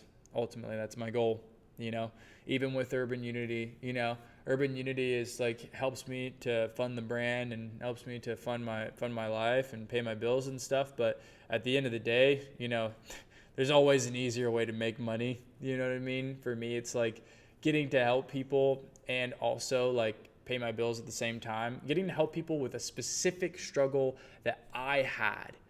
That is such a good feeling. Like being able to, it's the same with the brand, being able to build the brand and like give people a world to be a part of and to participate in that I was missing, that I wanted so bad, but that just did not exist. That is sick. That's fucking awesome. That's why I do it. That's why most of my friends that are also kind of in that world and into like, impact driven brands and stuff and really identity driven brands, That's why they're into it. It's the biggest fucking kick ever. It's like the best feeling because you know that not only are you building a business that's like helping you pay your bills and like live, but you're also giving people a home. You know what I mean? You're giving people a place to like call like home, like an event to be like, if I don't go anywhere this year, I'm going to that event because I know my people are there. You know what I mean? Like that is fucking sick, man. And that's why I do this shit, you know? If you know, for people who join Urban, you know what kind of people are in Urban. You know what kind of people are here. If there's 9 hours of friction sitting between, you know, where like, you know, everybody who follows me on Instagram and everybody who's here right now, you know, you're thinning people out a lot. There's been a collective, I think the total number of viewers on these live streams, yesterday it was around like 4 to 6,000. The day before it was like 5,000, and today it's like 3,600. So it's like, you know, at least 10,000 people shaved down to 390 people. You know, that's an indicator that you're with your people. And you know, out of everybody that joins, those 50 people who will go into Urban Unity, like that's assurance of your own people right there. And like for the brand, it's the same thing. If I post all these crazy videos and I keep my website locked up and I create all this friction and like post all this, like blow my dog whistle and post all this stuff to reach a very exact person, and you're one of the 500 people who like this one bottom of funnel piece of content that's not engineered to do well or appeal to very many people, but you're one of those people. It's like the few, the proud, you know what I mean? The community. And that's awesome. So, yeah, we'll run a Q&A. I'll answer some questions right now. I don't have a Q&A slide, but we'll run a Q&A right now. Fuck it. I'm tired of shit. I'm not gonna lie. We're 3 hours in. It's hard to like teach people for 3 hours, especially when I wrote this presentation like low key, like all today as well. So it was a lot. Let's see what we got. Let's see. A content creator makes UGC content of not only mine but other brands too, and this doesn't makes credibility for a brand. Same face appearing for many brands. Is it right? Okay, so more than likely, you're like a creator is not going to like there's no such thing as really like cross-pollinating unless one creator was really polarizing with one brand. So for example, if Taylor, the guy that had done my shit, had done a brand deal for like Victoria's Secret, right? And had like been prancing around in a tutu on a stage, it wouldn't make sense for me because that would be like something polarizing that would cross-pollinate and like hurt me, like hurt my representation. But Taylor has done campaigns for like Wrangler and, you know, like Joe King helmets and stuff, which is all along the same lines as me. So if anything, it helps me because it's like the same guy that's representing Wrangler is also representing me. Wrangler is a 8-figure brand, you know what I mean, that's been around for fucking 60 plus years, you know what I mean? So the association is not always a bad thing, in my personal opinion, especially if you can tell that it's genuine. If they do a good job of the video, it doesn't hurt you. Is it possible to make too much content of a piece to the point where people get bored of the product before it's even released? Nah, in my opinion, unless you have a following that's following you for something specific. In the beginning, you don't even have a following, so you're just trying to get one person to see one post that you have, and more than likely that's all they're gonna see. There's not gonna be any die-hard fans right away because you haven't given them a reason to be die-hard, you know what I mean? So it's not like they're a personal friend that like knows you that's going to see every single post you make. You know what I mean? They may see one out of every 15 posts that you make. You know what I mean? And also, you also have to think Facebook ads, every advertisement system ever works like the major metric that is measured in Facebook ads is how many times does a customer need to see an ad before they convert, right? How many times does a customer need to see a product before they convert? Most of the time, that number is like north of 9. You know what I mean? So it's like if your customer sees it 9 times and they need to see it 9 times for it to convert, cool. Like show it to them 9 times, you know? Let us see. Top 3 films of the year so far.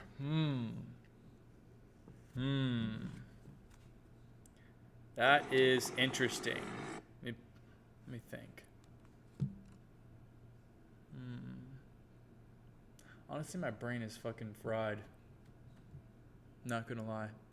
My favorite movie right now, I can't even think of the name of it. My favorite movie, I can watch it in my head, but I can't think of the name of it. Paris, Texas. That's it. That's it. It took me like 10 seconds to figure that shit out. Paris, Texas. That's my number one right now. But I'll answer some more questions. That's not maybe not a super productive question to answer. Okay, how did you come back from a 30K loss if it was in the early stages? Did you have a backup fund? So with the 30K loss, I made like $40,000 and then had to pay $30,000 because I had to pay basically the bulk order twice. So if the bulk order was, $30,000 and I made $60,000, basically I went down to zero. So it wasn't like I went negative 30K. I had to pay for the bulk order, which for me, I was like charging double what I was paying. So if the pants cost me $20 to make, I was selling them for like $40 or $50. And I paid like 30 for the bulk order, which was like the normal price. And then I sold everything, made 60, but then I had to pay the other 30 to pay for the bulk order again. And then I had costs incurred, and I lost all those customers because they were pissed that they had to wait so long. I had a lot of chargebacks. It was a whole fucking thing. But yeah, it wasn't like I went negative 30, in debt 30. I just went back down to zero and like had nothing to reinvest. So I had to do another pre-order and I couldn't do another like pre-made drop. So let's see. How do you best suggest scripting, structuring movie-like content to film when trying to introduce your brand identity? So in the beginning, it's all about like figuring out what would create like something positive that people can consume in a recurring format, right? Is it something that's educational? Is it something that's entertaining? Is it something that's amusing or funny? Is it something that is serious or elicits an emotion or pulls an emotion consistently in a format? Is it something that encourages people, right? It needs to have a purpose. So figure out what the purpose of the video needs to be first. Figure out the purpose and then figure out the driving factors that like can make the purpose aesthetic, viewable, consumable, kind of like appealing to your target audience, right? Which would be like the hook. It would be like the setting where you film it. It would be who the person is that films it, what their cadence is and what their personality is like, right? And then like how the delivery of whatever value they're getting is. So it always starts with the value. Like what is the viewer getting out of it, right? They have to get something out of it for it to be something they're going to watch. And even if it's a laugh or a giggle, right? That's something that they're getting at least. But they have to get something. It can't just be purely selfish from the creator's side, from the creator point of view, if that makes sense. Let's see. Is it normal for my manufacturer to take 3 months to send my sample? No. That is not normal, and you more than likely didn't communicate well enough in the beginning for that manufacturer to take you seriously. They definitely don't take you seriously. You're not at the top of their priority list, and they just kind of like probably like aren't working on it at all.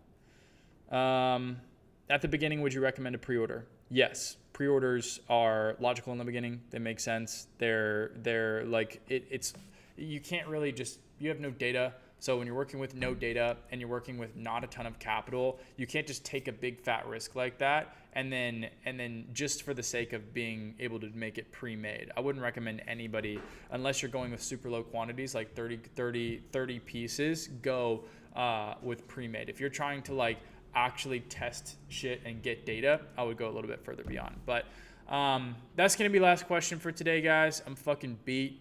I need to lay down. I need to drink some water. My throat's super dry. I need to smoke a cigarette. I love you guys. I appreciate you guys for hanging in there. I appreciate all the applications. I'm going to take a little bit of a break before I start reading through those again. I've got a lot to read through, and I'm going to try to have a relaxing weekend because it's been a long fucking week. I appreciate you guys sticking with me. And I don't know when the next time I'll do one of these is because they take a lot of time. But until then, I'm in your corner, guys. I'm going to be busting my butt, working on my brand. I hope that you'll bust your butt working on your brand or your dream or whatever it is that you want to do. I hope that you don't like let anybody else tell you no. I hope that you don't let any limiting beliefs tell you no. I hope that you work harder than you did yesterday, and you work harder the day after than you did tomorrow. And I hope that I can continue to help you guys in some way, shape, or form, whether it's through inspiration, whether it's through value, whether it's through my Instagram on my main page, or Chat with Marsh, or YouTube, or my stories, or maybe TikTok at some point, who knows. And yeah, I just want the best for you guys. I feel like God's put me in this position to help people and to be kind of a voice to my younger self. And so that's what I'm going to keep doing. I'm going to keep doing that. And as long as I'm impacting people in a positive way, I don't plan on stopping. So I appreciate everybody here. And yeah, it's been real, guys.